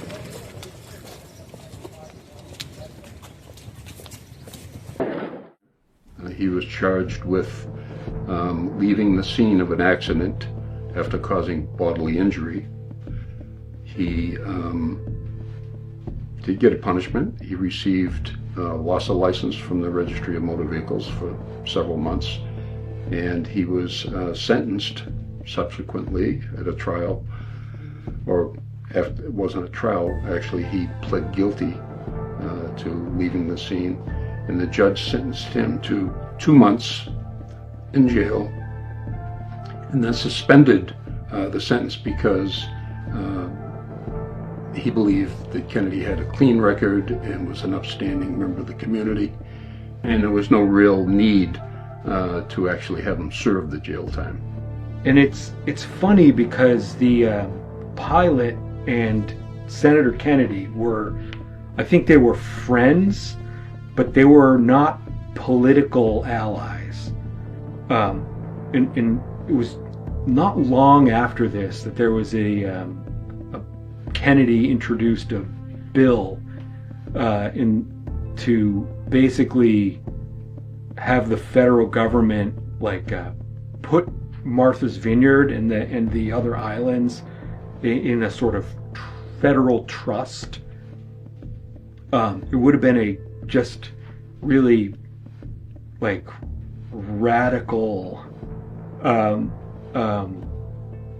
move that I think would have taken a lot of the autonomy away from the people of Martha's Vineyard and sort of vested it with the federal government in a way that I think some people were thinking, well, that it's good. You're not going to, you'll protect it from inappropriate development. You'll protect it, the environment. You'll protect the beaches.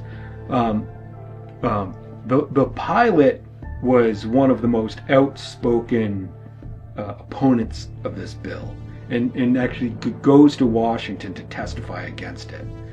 And so you've got this situation where there's a political fight happening very publicly between Kennedy and people who were supporting Kennedy's bill, and the pilot and other people in the vineyard who were opposed to the bill. And nothing about this conspiracy ever comes to light. All right, so we have a lot to cover, but what I'm going to start with is a decision on the Commonwealth's motion to exclude employees of ARCA. So I think I told counsel before that I had reviewed, so first we had full hearing from counsel. I heard from the lawyers, I heard from Mr. Alessi on behalf of the lawyers. I've read the transcripts, I've listened to the sidebar conference and read that transcript, and I've certainly read the pleadings. So based on all the evidence, I conclude that there has not been the candor required of all lawyers has not been demonstrated here.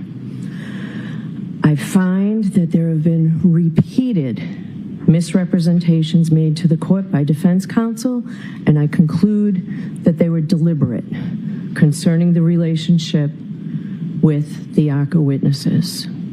They were made at sidebar, in open court, and in pleadings. And I think the record is pretty clear, and I find that on July 25th, 2024, payment was made to the ARCA witnesses. Yet on February 26, 2025, in a pleading written by Ms. Little, signed by all three defense counsel, says the Commonwealth's motion to exclude these exculpatory expert witnesses, ARCA witnesses, who were not hired or paid for by the defense, is not made in good faith and is a desperate and transparent attempt to keep exculpatory testimony of neutral expert witnesses from reaching the jury in this case. The next page. Ironically, the Commonwealth accuses the defendant of failing to comply with her discovery obligations while conceding that the information is not in her care, custody, or control. Moreover, here, the defense has gone above and beyond its reciprocal discovery obligations and has already satisfied all of its mandatory discovery obligations under Rule 14 and turned over all additional information in the control and custody of the defense relating to the ARCA witnesses as ordered by the court. So I find or conclude that that was a material misrepresentation and that it was deliberate. So I find that there is a flagrant violation of the Rule 14 obligations, and before I decide which sanctions are appropriate, I need to see defense counsel and Ms. Reed at sidebar. I'm going to ask that the Commonwealth remain where they are. I'm going to seal this sidebar, but I need to have a colloquy with Ms. Reed before I figure out exactly what I'm going to do here. So. First of all, Hank Brennan laid out the facts very correctly, and the one inference that Hank Brennan made, that the feds forced Reed to turn over this material, the way he spoke about that, doesn't do anything. It only emphasizes Brennan's point further that there was some weird stuff going on as to why the Reed defense suddenly turned these communications over, which are probably not the full scope of the communications between the Reed defense and ARCA until February 13th, 2025, which coincidentally is just a few weeks after this new DOJ administration comes in, and clearly I think Reed and Levy fell out of favor, or excuse me, Josh Levy's obviously out of favor. Reed, Levy, Rachel Rollins, that whole crew, Alan Jackson, David Yannetti, fell out of favor with the feds because that old office was way closer to them, and I think it was very political. It was close to the Biden White House, the leadership, Rollins in particular. That's a whole interesting story. If you ever want to look something up and really dig into why Rachel Rollins got appointed as the U.S. attorney and then started this weird federal, she was the U.S. attorney when this weird federal probe of the John O'Keefe murder started in November of 2022, and then you dig a little more into it and you find out Rachel Rollins, along with having kind of this fight going on with Michael Morrissey, the DA of Norfolk County, because of this tension over how youthful offenders should have been charged for life offenses for murder and stuff like that, dating back to Rollins' time as Suffolk DA. But you find out Rollins, who got fired, by the way, after she was forced to resign after an investigation by the U.S. DOJ's OIG uncovered that Rollins had launched a pretextual federal probe into Suffolk County DA Kevin Hayden after he beat Rollins' political ally Ricardo Arroyo in a primary for the Suffolk County DA seat that Rollins used to have. And she leaked it to the Globe and the Herald to try to smear Hayden. Now, interestingly, even going back further than that, Rachel Rollins and Turtle Boy used to talk directly. And the reason they talked directly is there was this mutual connection to this woman, Rayla Campbell, which didn't really make a lot of sense because Rayla Campbell's this virulent Republican. Well, Rayla Campbell was kind of like a spoiler candidate in the 2020 Senate race between Joe Kennedy and Ed Markey for JFK's old seat, and Joe Kennedy Jr. And Rachel Rollins and Turtle Boy and Rayla Campbell would talk about Rayla Campbell going to Joe Kennedy Jr. events to kind of sabotage them. The only reason I can imagine Rachel Rollins would be interested in that is to help Ed Markey, and the only reason I could imagine the Democratic establishment or whatever, up to the White House, being interested in helping Ed Markey is to preempt a primary challenge looking forward to 2024 against Joe Biden by Joe Kennedy Jr., who, if he had won that race against Markey, would gone into JFK's old Senate seat and been on a very similar trajectory to JFK, who went, I think he represented Brighton or something in the House of Representatives. He had some campaign office right there near Lake Street where Boston College is. But right from House of Reps, federal level, Senate seat, JFK's Senate seat, to presidential primary, I could totally have seen that happening and upending the Democratic primary. And so does it then make sense that Rachel Rollins got appointed to the U.S. Attorney's Office because she helped Joe Biden. That to me, as to that Senate race and the Democratic establishment and helping Ed Markey win and thwarting Joe Kennedy Jr., yeah, that makes a lot of sense. And tie that in with Dustin Chow, the head of the Public Integrity Section's kind of tension with Morrissey going back to 2015 when Chow's wife got passed over for promotion in the Norfolk DA and left the office on bad terms. And then Chow went around saying he wanted to burn down, apparently, the Norfolk DA's office, metaphorically, of course.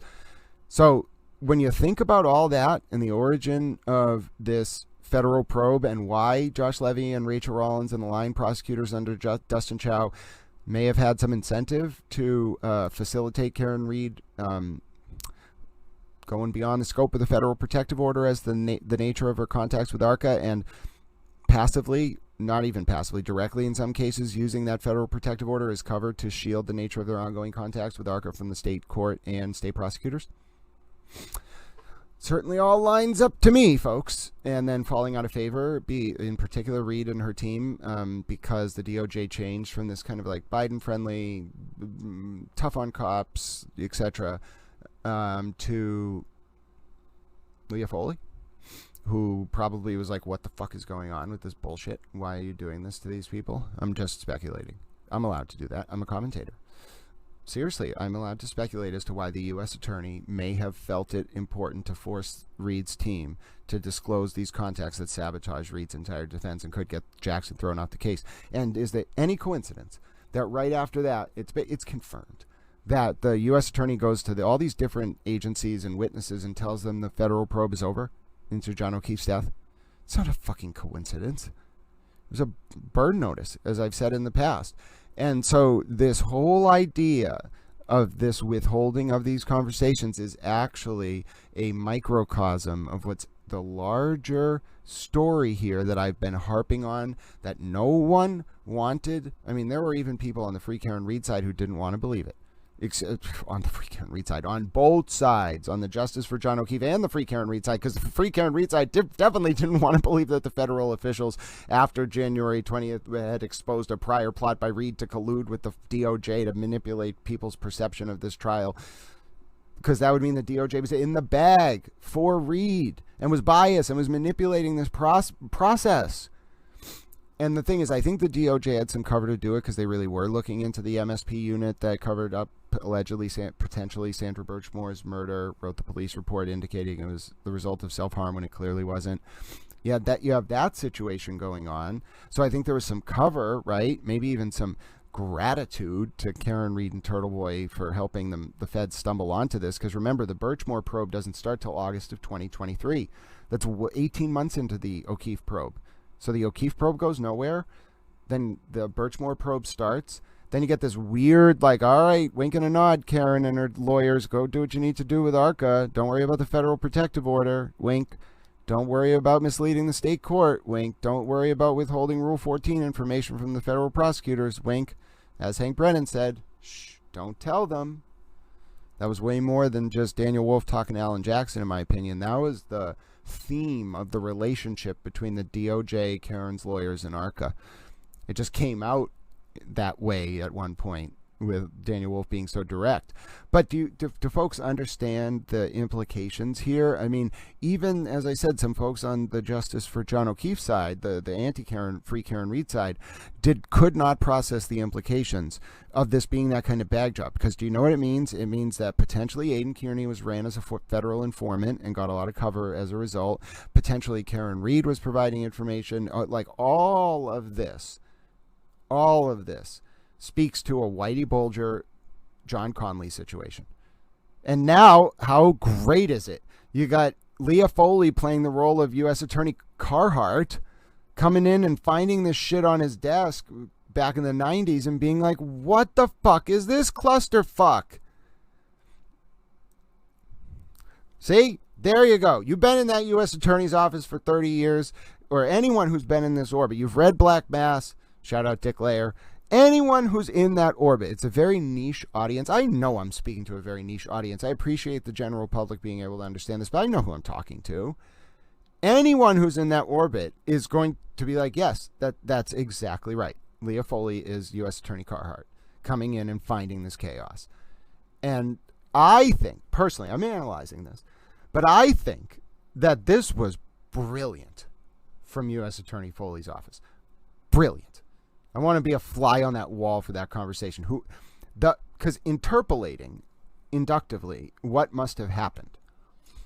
There is something called a burn notice, but that's highly technical, and it's too, even by analogy, it's too broad of a term to really explain the true beauty of, I think, what happened here, which was the federal government, the new DOJ, not only said this is not okay, what happened over 2024 in particular related to Reed and Arca's contact and the way the DOJ was being a little weird about it in the payments. Not only is this not okay, but we have a situation here where the institutional integrity of the FBI and the DOJ is going to be called into question. Not right now, not this new U.S. DOJ, but just you have a Whitey Bulger situation, potentially again. Not as bad, but again. Well, actually, see, I got to reread Black Mass. I have a signed copy, by the way, aside. I have a signed copy of Black Mass from Dick Layer because I went to school with his son many, many years ago. And when I was I didn't think this was weird. But when I was 10 years old, before in 6th grade, like, yeah, we used to watch like WWF at the time. It was right in the lead up actually to WrestleMania in 2001 when the Rock faced Stone Cold in Steve Austin. I think it was WrestleMania 17 on April 1st, 2021. It was right in the lead up to that. I was like in 6th grade. I was reading Black Mass before school every day. I thought it was the most interesting thing in the entire world. Now, little did I know that I was much closer in terms of like the prosecution of that and how that all was playing out back in the 80s. I'm talking about by tangentially, how close I was to the way those people were pursued. I didn't know that. I'll talk about that in a few months, not right now. Okay. But not for my sake, by the way. It's indirectly to do with me. But how interesting is it then that sorry, I was talking about my 6th grade experience. So I'm reading Black Mass in 2001, and I'm a 10-year-old child or 11-year-old, and I thought this was the most interesting book in the world. I was like, I can feel myself sitting in those garages, like looking out the window while those wiretaps are running, and I could just see it as an 11-year-old. And so I went to Dick Layer's house one day. I think like his son or something. We were either like friends through wrestling or like whatever. We knew each other. So I went over to Dick Layer's house one day because I actually said, I think I said to his son, oh, like I read your dad's book. It's really good. Can I come over and get it signed? And he was like, yeah, sure. Like, what do I don't think he had read it, but he was like, yeah, sure. I don't care. So we go over there and, you know, I still remember where they live. It's not too far. I don't know if they've moved, but it wasn't too far from me. So I walk over there and like I go maybe after school one day and I'm so excited.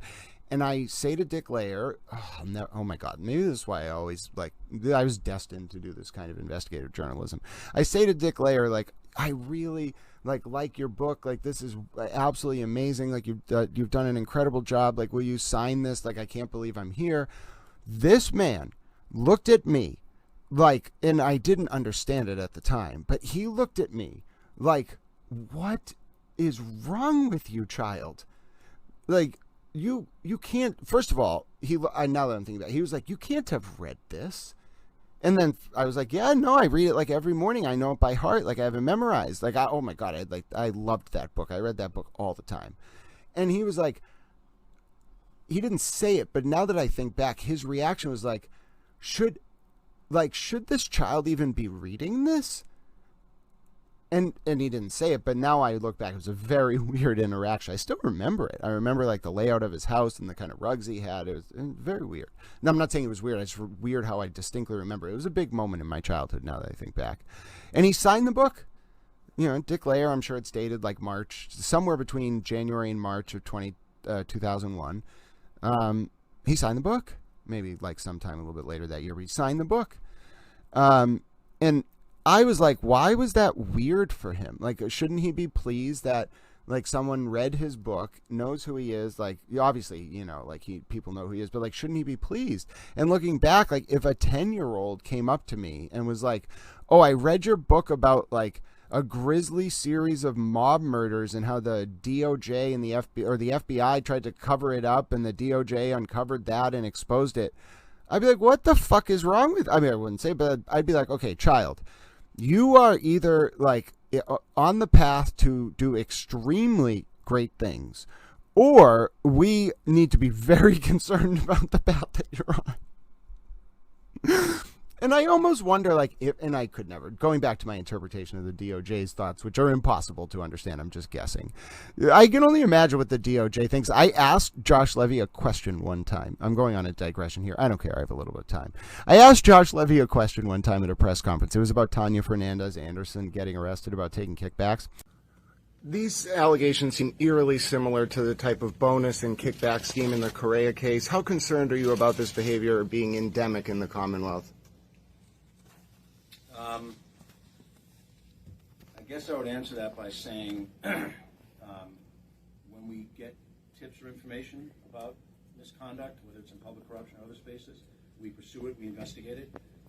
I have no information that's endemic, but I echo, especially the Assistant Special Agent in Charge Keller comments that we want to receive information from the public if they have other information of this kind of conduct, but I would not characterize anything as endemic at this point. Are you seeking more? Looked him right in the eye, and I asked him a pretty good question about whether the kickback scheme reminded him of some of the behavior in the Giselle Correa trial back in 2019, which involved like partially giving like a staff member for Correa named Jen Andrade a bonus of, I think, like $10,000 to do snow plowing or something every winter, but really it was with the expectation Correa would get paid half of it every time it was given to her. So I'm like, doesn't this remind you, or isn't this eerily reminiscent of that case, and are you concerned about this behavior being endemic in the Commonwealth? This man, I mean, yes, he is used to being in national press conferences, and he's very skilled at what he does. He was at the end of his term. He was doing a really, good job otherwise outside of this one case, I think. So very good politician, very good lawyer, knows what he's doing.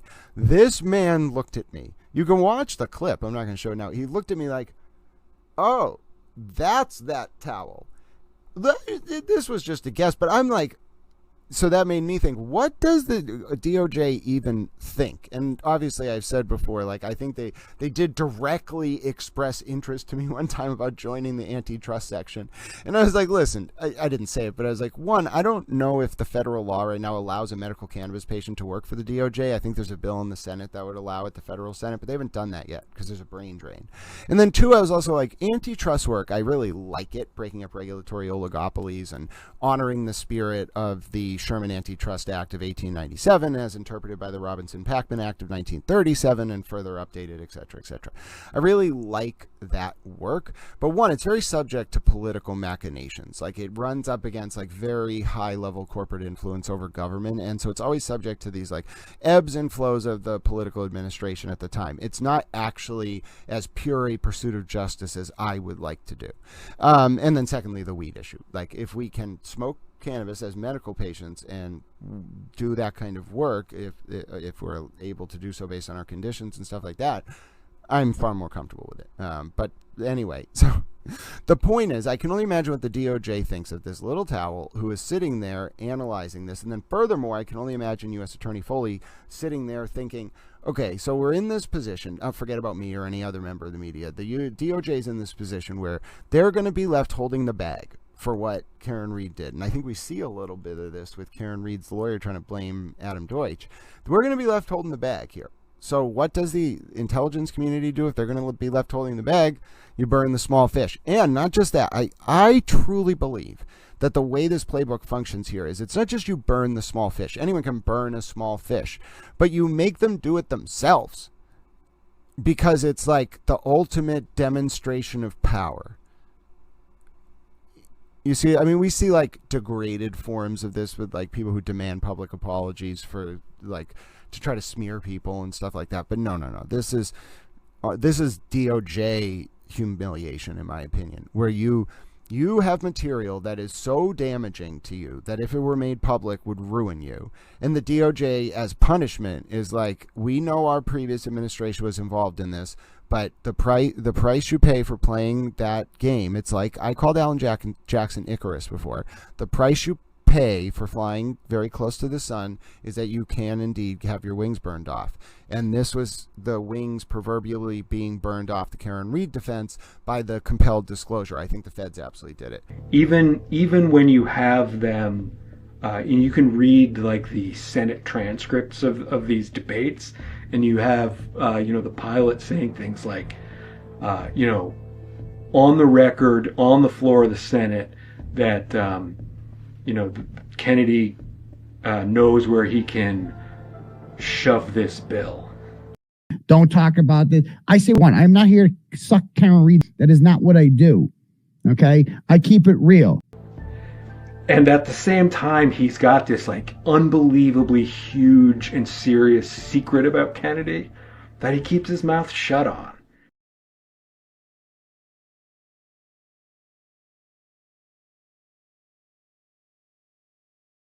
There's these webs of conflict of interest on both sides where there's a lot of hush-hush about this case. Not because of what happened to John O'Keefe at Karen Reed's hands that morning, but because of all of the webs of external factors that I'm now enumerating for you. And if you think for 1 second that this is not going to play into the retrial, you're completely wrong. There's Aidan Kearney's on the witness list. All of this subtext is bubbling to the surface. It's already implicit in the search warrant. By the way, I want to show you one more thing, folks. I want to blow your mind a little bit here. Let's bring up Karen's search warrant, shall we? Because there's a specific part before we look at what I was just going to show you.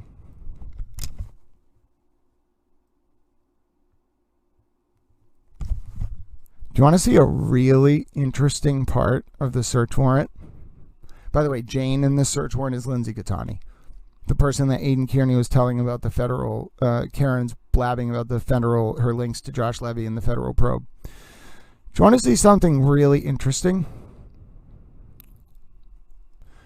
So we see the complete enumeration. By the way, let's read a little bit more about why people might have been so intent on silencing Lindsay Gattani. Gattani stated that she met Aidan Kearney in September 2023 after exchanging messages on Facebook Messenger. Gattani stated she would communicate with two of Kearney's Facebook profiles, Clarence Woods Emerson and Aidan Kearney. Gattani states that she then began communicating with Kearney using the phone number that's been seized. So Kearney and Jane met in person following a Commonwealth v. Reed hearing. After that meeting, they had a romantic relationship. In the beginning of their relationship, Kearney stated he was close with Karen Reed's family. He would later start to date Gattani, state to Gattani that he speaks with Karen Reed every day. Gattani showed me a screenshot that Kearney allegedly sent her showing multiple calls on a certain day that showed Karen Reed, signal audio in the call log. Kearney told Jane that there was an intermediary between Kearney and Reed, a woman by the name of Natalie.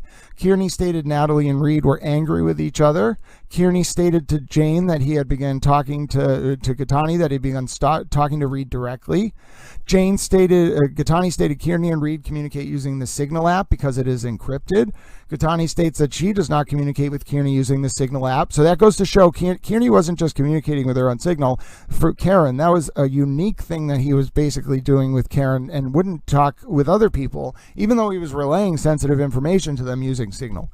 Gattani stated Kearney runs everything by Karen, meaning all of the blog posts and social media content is approved by Reed prior to Kearney publishing. Wow, must be about the case, but wow. Kearney described Reed as difficult, controlling, and someone who gets irritated with him. Gattani stated Kearney showed her material related to the investigation of the homicide of John O'Keefe, including the 911 call and cruiser footage before it was leaked on social media. On December 1st, 2023, Kearney posted a live YouTube video entitled Karen Reed Case Jen McCabe 911 Tape Breakdown. The audio is in fact a voicemail recovered by investigators from John O'Keefe's phone that captures Jen McCabe calling 911 from a different phone, reporting finding O'Keefe unresponsive. I think what it means is someone was calling John's phone, they were leaving a voicemail, and at the time Jen was calling 911 on a different phone. O'Keefe's phone was recovered by first responders on 1/29/2022.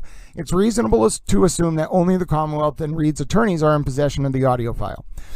So that implies that Kearney got the audio file from Reed, and I wonder if Kearney did stupid things with the audio file, like trading it to people, and that's what led to the police going to the state police going to certain people's homes, and then in turn that's what led to the FBI following up with people who were visited by the state police. You see where I'm going? Katani described one instance where Reed controlled what Kearney would publish. Kearney wanted to release the Canton police cruiser video footage he had obtained from Reed. Kearney asked Reed if he could publish the video on his Turtle Boy platform. Katani stated Reed said no to the request. Kearney, oh, this is fucking explosive. Oh my God. Oh my God. Oh my God. Oh my God. Kearney was frustrated and contacted one of Reed's defense attorneys, Alan Jackson. Jackson approved the release of the video. Reed later found out about Kearney going to Jackson and was angry.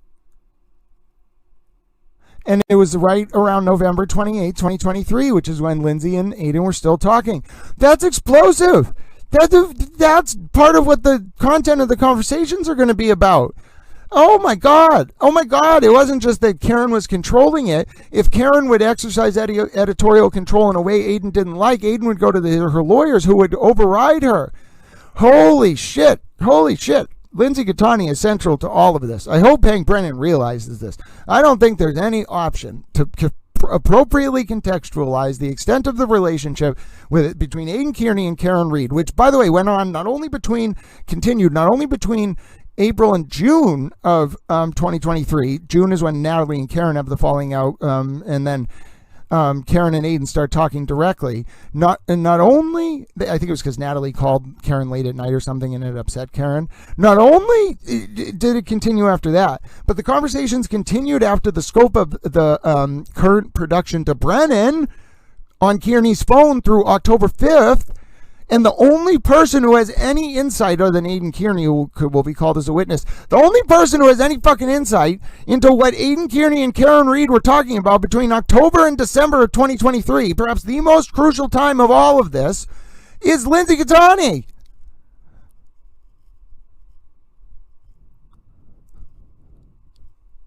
I don't think even I put this all together because it's just a lot and a lot of timelines and information.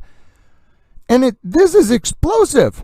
This material that's being discussed right here is outside the scope of the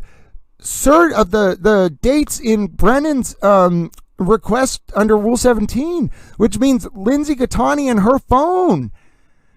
That's the only way to get any of this in. And this is the exact thing that is the evidence that Brennan needs. It's way more than just direct contacts. It's prima facie evidence of a controlling publisher relationship where Reed wasn't just asking Kearney to do things. She was checking what he was doing to make sure what he was publishing was in line with what she wanted him to accomplish. That means his actions were her actions. It is an inescapable conclusion, folks. There's no way out of it. There's no other way to understand this. This is everything.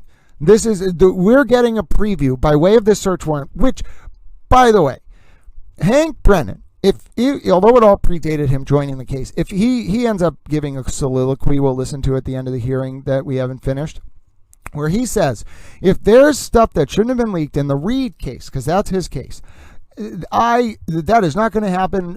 It will not be tolerated. This search warrant was originally uploaded on a flipbook kind of website. It's a weird sort of flipbook. Originally, that's where it came from. And it was quickly taken down. I have the original link somewhere because the investigatory value of uncovering who uploaded that document originally to that flipboard is incredibly valuable. That document gets uploaded, okay, to the flipboard and then quickly taken down, but it gets saved. This is not a public document, okay? This is a public document because someone uploaded it to that flipboard website. And you want to know something really fucking weird? So a document went up, which was on the public record. It was on the court docket, but it went up from Special Prosecutor Cosgrove, the one we read earlier, the opposition to a motion from Kearney that disclosed all that those bombshell contacts between Kearney's lawyer and Reed and Kearney and Reed and all of that on page 7 and 8. That was on that same Flipboard website. Now, yeah, that was a public motion, but inductively, if Hank Brennan's serious about not tolerating disclosures that are inappropriate, then I think there's someone, and it wasn't Lindsay Gattani, obviously. I think there's someone who got this search warrant that might be close to the state police in the Reed and Kearney cases. They released it that shouldn't have. Now, mind you, it is incredibly valuable and explosive information. We are getting literally, no one can have this. No one has this insight. No one, I don't think, has put this all together. People are still wondering what's in the Kearney and Reed communications. Well, first of all, we're not only seeing what's in the Kearney-Reed communications, we're finding out about stuff that I bet Hank Brennan hasn't even fully put together, because I don't know if he's seen this search warrant, as to what Kearney and Reed were talking about in the fall, after October, and before December. But here it is. It's right here. Now, I think there might be an intentional attempt to keep this from Hank Brennan because of how Tully, after the fact, handled the extraction, and I think that is itself a bombshell fucking situation. So I think Lindsay Gattani's the third rail in some regard, but if Hank Brennan's fucking serious about his commitment to integrity and holding actors accountable, then it doesn't matter as to what Tully did after the fact or the underlying behavior of Tully's allies in this context. This is fucking valuable. Her testimony is incredibly fucking valuable. It is perhaps there's no other way to obtain it. It is the only way to give insight into the extent of the relationship between the Kearney and Reed that really draws crescendos and explains the apex of their ongoing collusion in the lead up to Kearney being indicted on December 20th and then going on the run and the fugitive status. You can't explain that. If you're going to call Kearney, you have to bring this in. There's no way not to. It is the only context that fully explicates the nature and dynamic of that relationship. And especially with Kearney going over Karen's head, like, think about what this means in terms of the evidentiary argument that Brennan's going to advance under consciousness of guilt. It quadruples, quintuples, whatever you want to say. It's weight. Oh dear God. I had read this the other day, but I wasn't fully appreciating, in light of the relevance now, the material relevance of communications between Kearney and Reed, what this document was really saying. Because what it's really saying is that the contents of Reed's and Kearney's communications went beyond discussions about material or leaks, which are bad enough. It was explicit instructions and editorial control, according to this. That is every element under Mahoney. Every element, every single element checked off under Mahoney's joint venture standard for introducing this kind of evidence in the context of a consciousness of guilt instruction against Karen.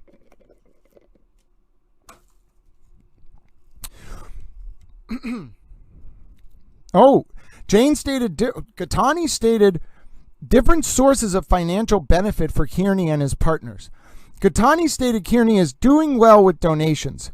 Kearney had alluded to the fact that he did not pay for a Lexus SUV he recently acquired. Kearney made statements similar to, if my frugal mother ever found out, oh, may she rest in peace, ever found out I paid for the Lexus, she would be mad. And, quote, even if I think that's a typo, even if I didn't pay for it, what's wrong with that?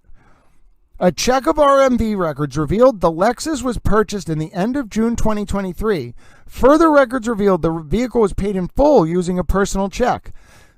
Now, what's weird is Kearney said he took a loan or something and published those documents like in public at one point, but this clearly indicates otherwise. Now, here's where the really interesting part starts. And the stuff you're really only going to see here, because most people won't touch this, because both sides of this case want to hush this up. But I will not allow innocent voices who became unwitting sort of pawns or ping pong balls in a intelligence community proxy war between the state police and the fucking federal government be silenced because it's inconvenient to the different fucking parties on each side. That's fucking outrageous. This is a justice system. We are fundamentally at the core of this system supposed to protect the voices of the most vulnerable. That's why we have an adjudicatory adversarial process. And when you have parties in that process who know that victims and witnesses don't fucking have standing or very many rights at all, fucking doing this kind of stuff. It just absolutely infuriates me. It infuriates me. It infuriates me. And only really Hank Brennan can right some of these wrongs, in the sense that just because Brian, in my opinion, Brian Tully did bad things with the cell phone extraction and whatever, and just because of what we're about to read, people want to just pretend Lindsay Catani doesn't exist? You want to make her a non-person? That's ridiculous. Mr. Brennan, where is the justice that you speak of so highly? Where is the integrity that you claim to undergird, that you claim undergirds your entire approach to this? If you don't know about this, okay, fine. If you do, what the fuck is going on, Mr. Brennan?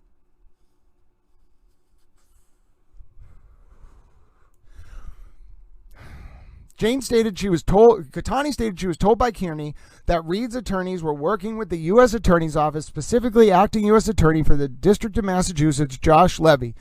Kearney would talk a lot about the federal grand jury and Levy with Catani. Catani stated Karen Reed was interviewed by federal law enforcement.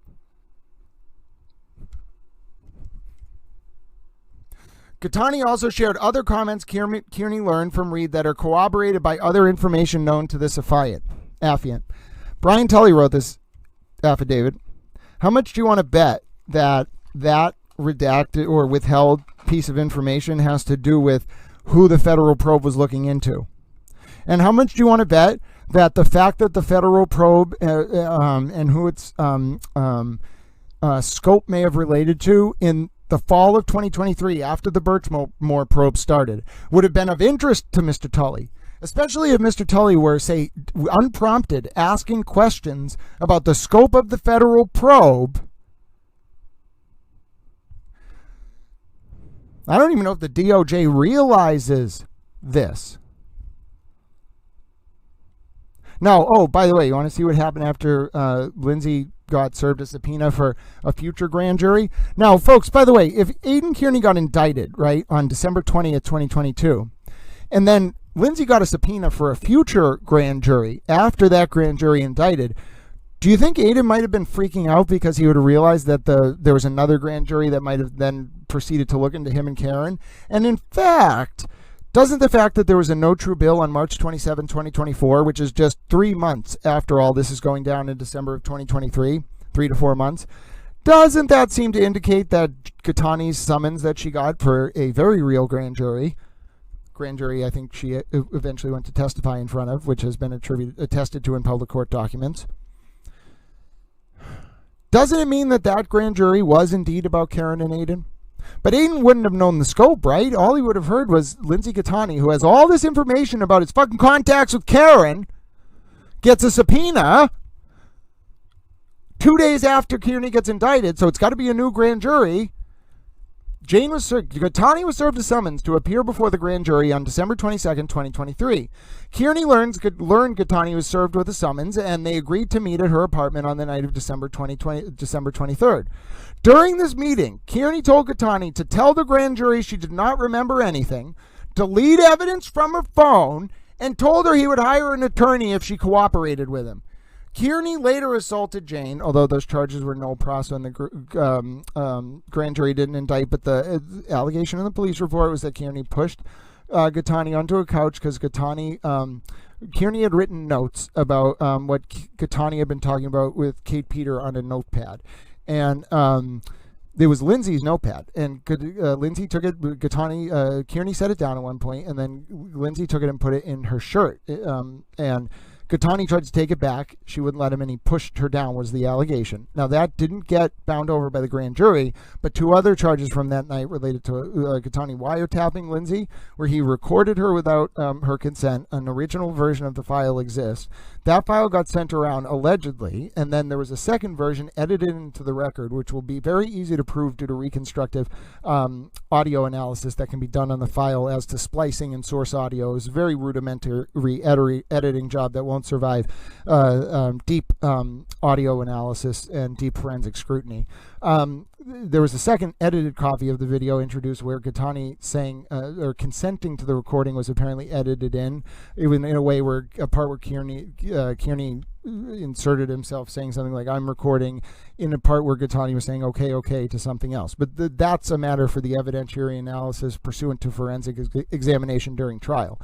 The more relevant point is that this document is explaining how during that interaction it was aggressive, which led to Medfield police charging Kearney with A and B on family household member and witness intimidation. And then the wiretapping charge also comes later, and it's the wiretapping and WI from that night that get bound over by the grand jury. And remember clearly, if the grand jury is bounding over that charge on WI, they're seeing that record you just heard of about what Kearney actually went over and said to Lindsay that night in the context of their interaction.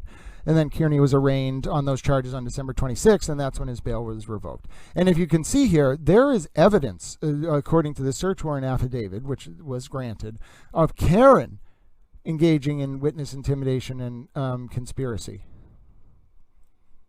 And I hope folks understand the relevance of what I'm pointing out here, which is there's a lot more coming regarding Karen Reed and Aidan Kearney's contacts. I've shown you it. This is not me speculating.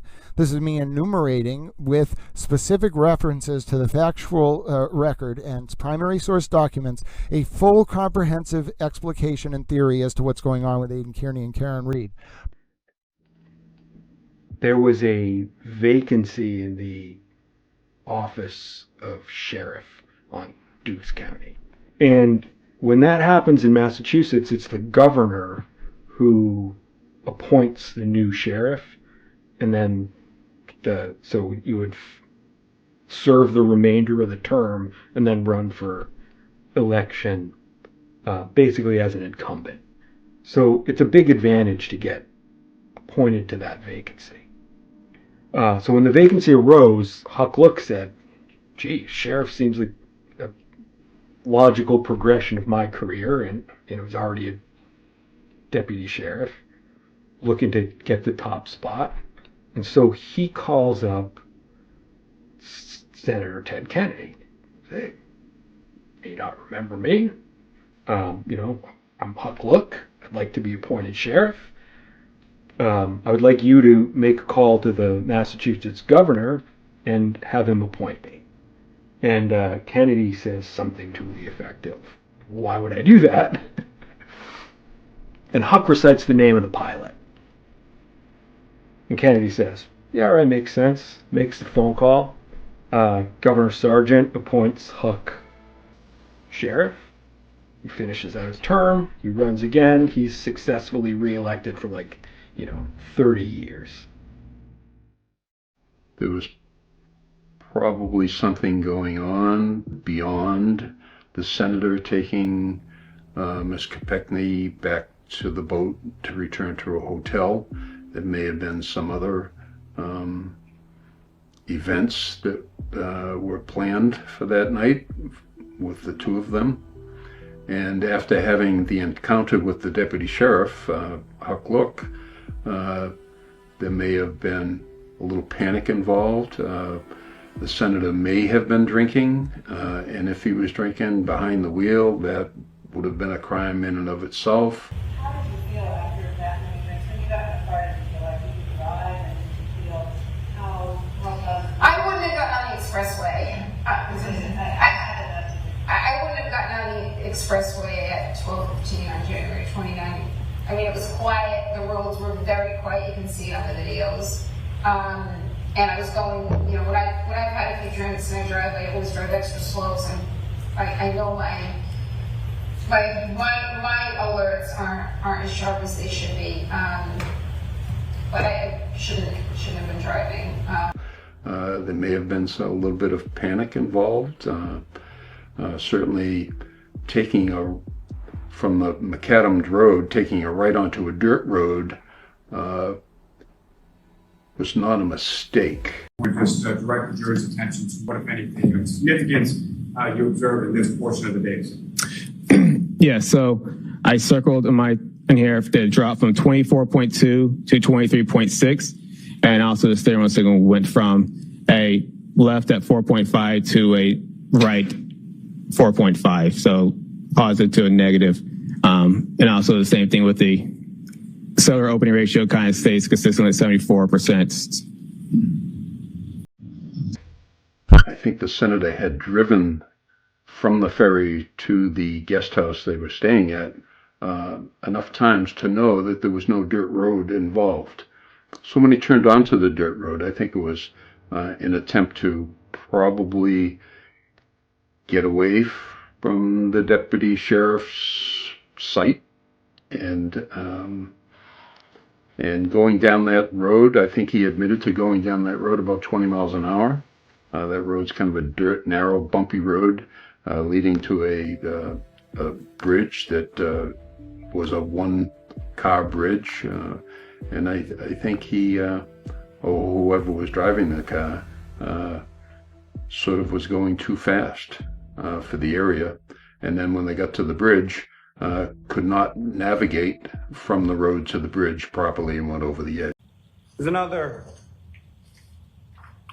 years and years ago. Started practicing in Norfolk County in Braintree, what is now Quincy. I eventually became a far smarter man than myself. Eventually became president of the United States. His name was John Adams. John Adams once wrote, "Facts are stubborn things. And whatever may be our wishes, our inclinations, or the dictates of our passions, they cannot alter the state of the facts and the evidence." What the constellation of the facts and the evidence ineluctably demonstrate here is that the defendant drove her vehicle in reverse for 24.2 miles per hour for 62.5 feet, struck Mr. O'Keefe, causing those catastrophic head injuries, leaving him incapacitated and freezing. From that facts and that evidence, I would submit ineluctably demonstrates her guilt on each of the indictments before you, and I would ask that you find us. Thank you. No one is ever going, no one, I mean, everyone who knew is now dead. And I don't think that there's anyone who you would get the story from. I just don't think it's out there anymore. There are always people who think there's a conspiracy almost about any particular incident. I think there was a concern on Kennedy's part on how to handle the situation, given the fact that he had presidential aspirations. I am not going out of my way to catch this. I have not watched my own Dateline, and I've watched about half of 2020. And part of it is a personal challenge that I have so little control over my life, and I'm a controlling person in a lot of ways. And I have so little control that it's almost like a game I play with myself, that if I'm skeptical about this or skeptical of how I'm portrayed on Dateline, I will not let it infiltrate me. And I'll tell everyone around me, I don't want to hear about Dateline, or I don't want to hear about the document. If it's negative, I don't want to hear it. If there's negative things that are important for me to know or I should be aware of, I'll find out about it. But I do take some pride. I'm picking up Liza, and as soon as she gets in the car, I'll have to leave. So there may have been some facts that may have been withheld so as to not put the senator in the worst light. In May of 2022, we got the autopsy photos and the hospital photos, and I was in Yanetti's office with my dad. And then we called, give my mother the download, and she said, "Karen, describe it. What is on his arm?" I said, "Mom, they're like kind of gouges, and they're a little jagged. They're not road rash looking type of an abrasion." And she says to me, without seeing them, she says, "Karen, do you think it's from an animal, like a dog?" I know that he had a press conference shortly after he was indicted and pled guilty, and that he couldn't really explain his actions. And he said he couldn't explain his actions. He didn't understand his own actions. So there was never really any plausible explanation by the senator himself as to why what happened that night happened. This is my version of testifying. Doing this film is my testimony. This has happened to me, and you know, I know what happened between John and me. Now, as far as this first voicemail, what time did this occur? 12:37 a.m.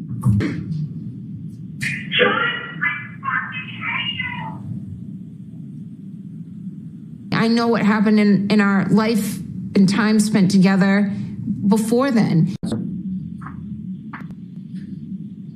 I'm in the blue bubbles again. You really think that?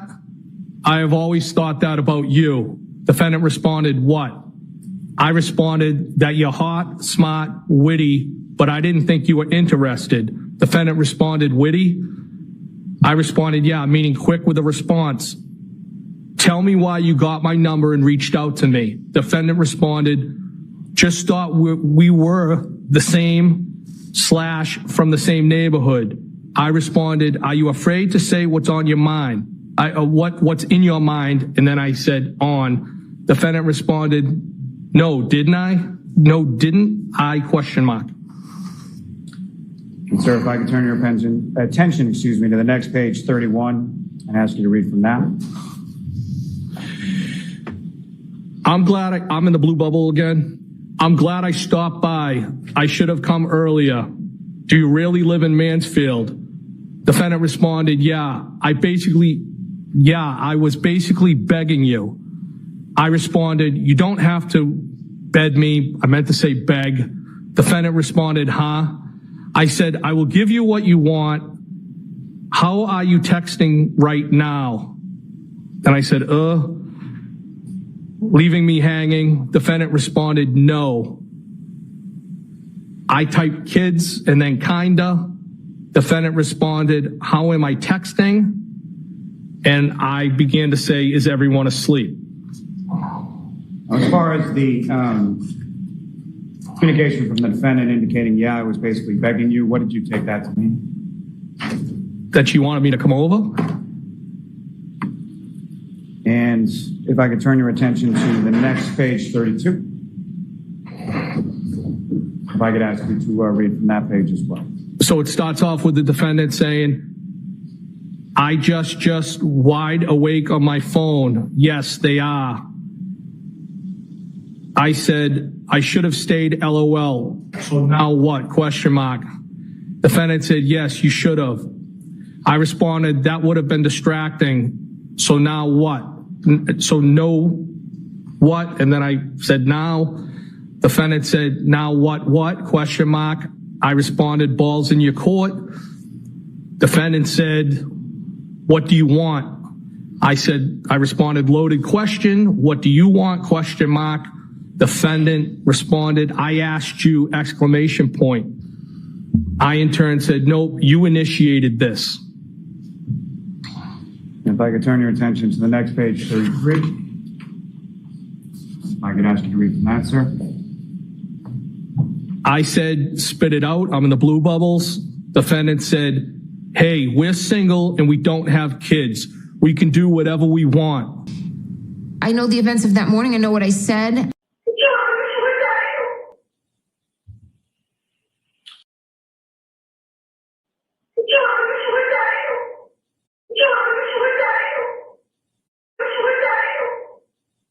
I know what I didn't say, and I haven't been able to say it.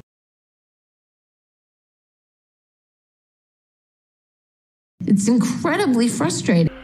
So, and because there was no frank and plausible explanation from the senator himself, I think that led to people saying, well, something else must have happened that night that we just don't know about and he's not being truthful about. And it was only the senator and Ms. Kopechne there, and she's dead, so he's the only one that really knows. And so there must be ulterior motives why he's not telling the truth. And those kind of actions on someone's part do lead to conspiracy theories. It's sort of remarkable that there's so much factual information that has just never come to light, and it only sort of exists as rumors or theories. It's really fascinating how that managed to stay this almost openly acknowledged secret for so long.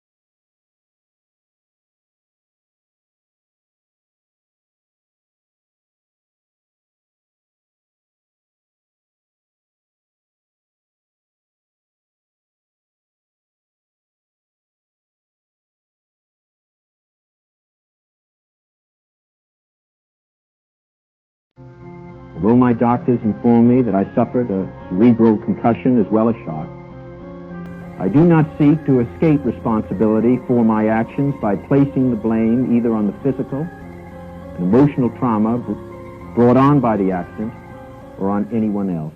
Absolutely more than Jen McCabe. Jen McCabe, it's me or her. Either I'm going down, Jen, or you are.